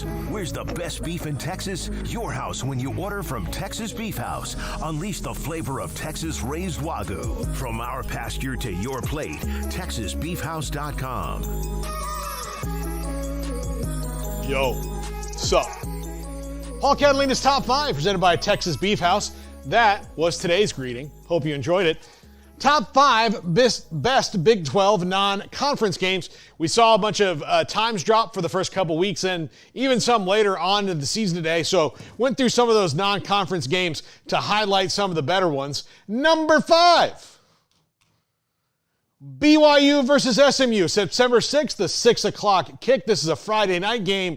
BYU should be improved from last year. SMU will be a team on a mission as they are now a power conference team and a nice little warm-up for both teams before they jump into the stretch of their conference schedule.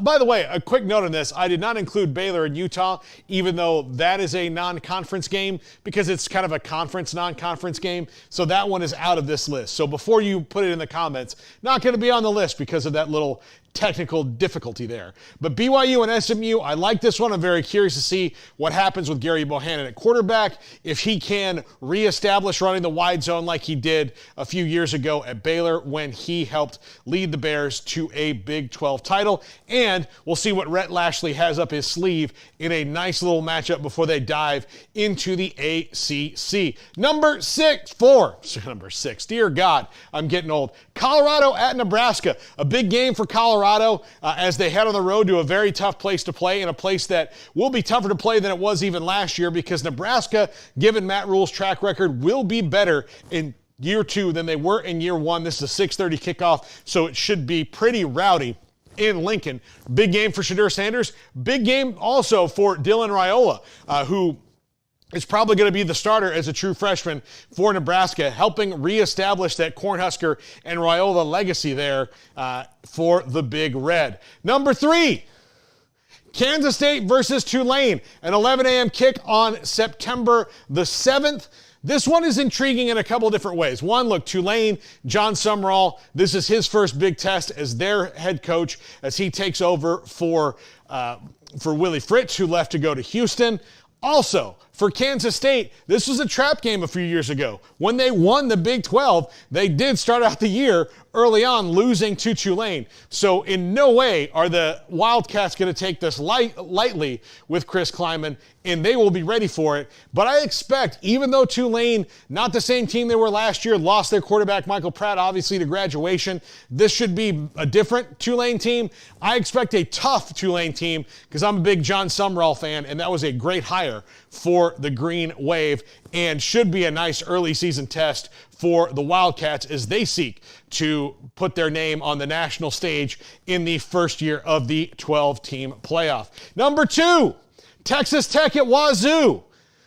Sadly, this guy won't be at either place, Mike Leach, as he has gone on to the great beyond and will be up watching from up above. But this is the Mike Leach Bowl here. Should be really interesting for Joey McGuire going on the road into Wazoo and what that environment's going to be like, the history of Mike Leach with both those schools, the Mike Leach Trophy. I think they should call this the Pirate Trophy since he coached at both these schools. Maybe work Mississippi State into a rotation with these as well early on, just so we can hear Mike Leach stories all week leading up to it. But should be a really interesting game and a big one for Texas Tech. Remember, last year they, a couple years ago, went on the road and struggled and lost to Wyoming, away from Lubbock. Is this a road environment that they can finally shake off the we're not good on the road, even though they improved on the road last year? Can they do that? This is a nice test for them early in the season and late at night on the West Coast as well. So should be lit at Washington State. And number one, West Virginia versus Penn State, August 31st, a big noon kickoff. This is a huge one for both schools, but West Virginia in particular. This was a game last year where most people thought West Virginia was going to get throttled. Penn State handled them, but West Virginia kind of showed they had moxie. Now they get them at home in Morgantown, a chance to really put a charge into James Franklin. And a coach in James Franklin that has been vulnerable to games like this throughout his career, where Penn State plays a team that's kind of equal to them and maybe doesn't pull off that win. I think this should be a big one for what's going to be a spectacular offense in West Virginia this year with the running game they have, with Garrett Green another year at quarterback, and some of the receiving threats they have, an experienced offensive line and a defense that should be pretty solid. And Neil Brown continuing to try to prove that he deserves that job in spite of last year where I think he did it. This year even goes further, a win against Penn State and then following up with a win against Pitt later on in the season could be huge and get a lot of monkeys off of Neil Brown's back at West Virginia. That is today's Top 5. Thanks for watching. We're wrapping it up right now. Anytime I hear Neil Brown, I think about when he sat in front of us at Big 12 Media Days and was pissed because the color scheme behind their setup when it was the breakout session right after lunch, I think it was wrong. And then, of course, the fact that idiots like me had them picked to finish dead last in the Big 12. I should lose my ability to vote, which, by the way, I would be okay with because this year I have no clue with even now. I'm just going to put everybody minus at 2, yeah. Like 5 people at 1, order. and then 5 people at 6, and then like the rest of the 6 at the bottom. Yeah, I think it'll make it a fun league that way. It might not amount to a bunch of playoff teams, but I think they're already up against it as far as that goes anyways. You're looking at an automatic 1, you're going to have your champion in there. I mean, it'd be ridiculous to not have the champion in there. So, but beyond that, there's no guarantee that there's a second or a third, depending on how the rest of the leagues go. But I do think this is a year where if it was set up to have multiple really good teams, this is a year where you can make an argument that perhaps there will be that, there'll be 2 or 3, 4 teams that make it really interesting on the postseason. But, as far as a stone-cold lock favorite, like Oklahoma kind of could be for years and years, I think a lot of people – I know I picked Texas last year. And I know a lot of people did that and were wrong about it plenty of times before. But last year it just felt sort of different. But this year, you want to go K-State? Fine. You want to go Arizona? Cool. You want to go Utah? I get it. You want to go Kansas? I can see it. We want to go West Virginia? Sure, why not? Well, let me ask you a question. Do Utah and K-State play each other this year? Is that on the schedule? I don't know off the top of my head. No, they don't. They do not. They don't. Okay, so they may play for the Big 12 championship, but what you would want is maybe a mega game about 5 or 6 weeks into the season where 2 teams that whoever wins keeps winning and whoever loses keeps winning. And then maybe one of the team that doesn't have to play either one of them, and they get to the end of the year. That's how you get 2 teams in. You hope by whoever wins, it's automatic, and then somebody else that might be 11 or 12-1. I mean, if the SEC is already arguing for why 3-loss teams should get in, if you're the Big 12, you have very you have 2 maximum, and even that might not be good enough. Yeah. We'll have to see. None of us really know for sure how it's all going to work. I mean, we got the basics of it, but as far as in practice, we have no idea. Yeah. But win any good non-conference game, you need to get those knocked out, and that doesn't mean you can. I don't even know what the best non-conference game is involving a Big 12 team this year. Yeah, off the top of my head, I don't know. I mean, the best one, I just West did the top Virginia, 5. yeah. Penn State, Penn West State, Virginia. But you know what? Damn it, go win that game and go Yeah. Mountaineers. But and that's kind of a homer take, but I'm just saying that would be nice. Why not? Yeah. And look, nobody out there is, trying to throw the Big 12 a bone or anybody, the SEC and Big 10 will keep their rivalries with those teams that are out of the conference. But for the most part, I mean, obviously Texas is not, playing anybody. Oklahoma's only playing Houston, and that was because that was set up. Well, if Houston go beat Oklahoma, that makes some noise, wouldn't it? You know what? And by the way, if you're the Big 12, you got to fight off the hyenas. You got to fight off the hyenas, which is the SEC and the Big 10. They're going to get what they want, the animal and the scraps, and then if you walk near them, they're going to start getting at you like growling like they normally would do. So that you go win some big non-conference games, and then, schedule better against a non-conference opponent. That's what I like, no matter how blasé they have been or bad. They do have some upcoming non-conference games that Baylor has on their schedule, but again, go win any game right now. But with Oregon and Auburn, you never know, but it's nice to have those on the schedule. All right, Paul, thank you very much. Appreciate it. The top 5 brought to you by TexasBeefHouse.com. We have new information we gave you yesterday. In fact, thanks to Samantha Duvall, go to TexasBeefHouse.com. And they have now that link to Bid for Beef, along with what they have a phenomenal package for Father's Day. And I forgot who it was in the chat room yesterday, but said they were going down with a couple of others that they know. They were going to go online and order a package. All right, for Craig Smoak and Paul Catalina, Jack McKenzie, Emery Winters already dialing up 365 Sports tonight. Thanks also to Garrett Ross. Hope Garrett is back and doing well tomorrow. And, of course, our great sponsors, you, who are the growth and are the pulse of what we do every day, the heartbeat of 365 Sports. I'm David Smoak. Good night.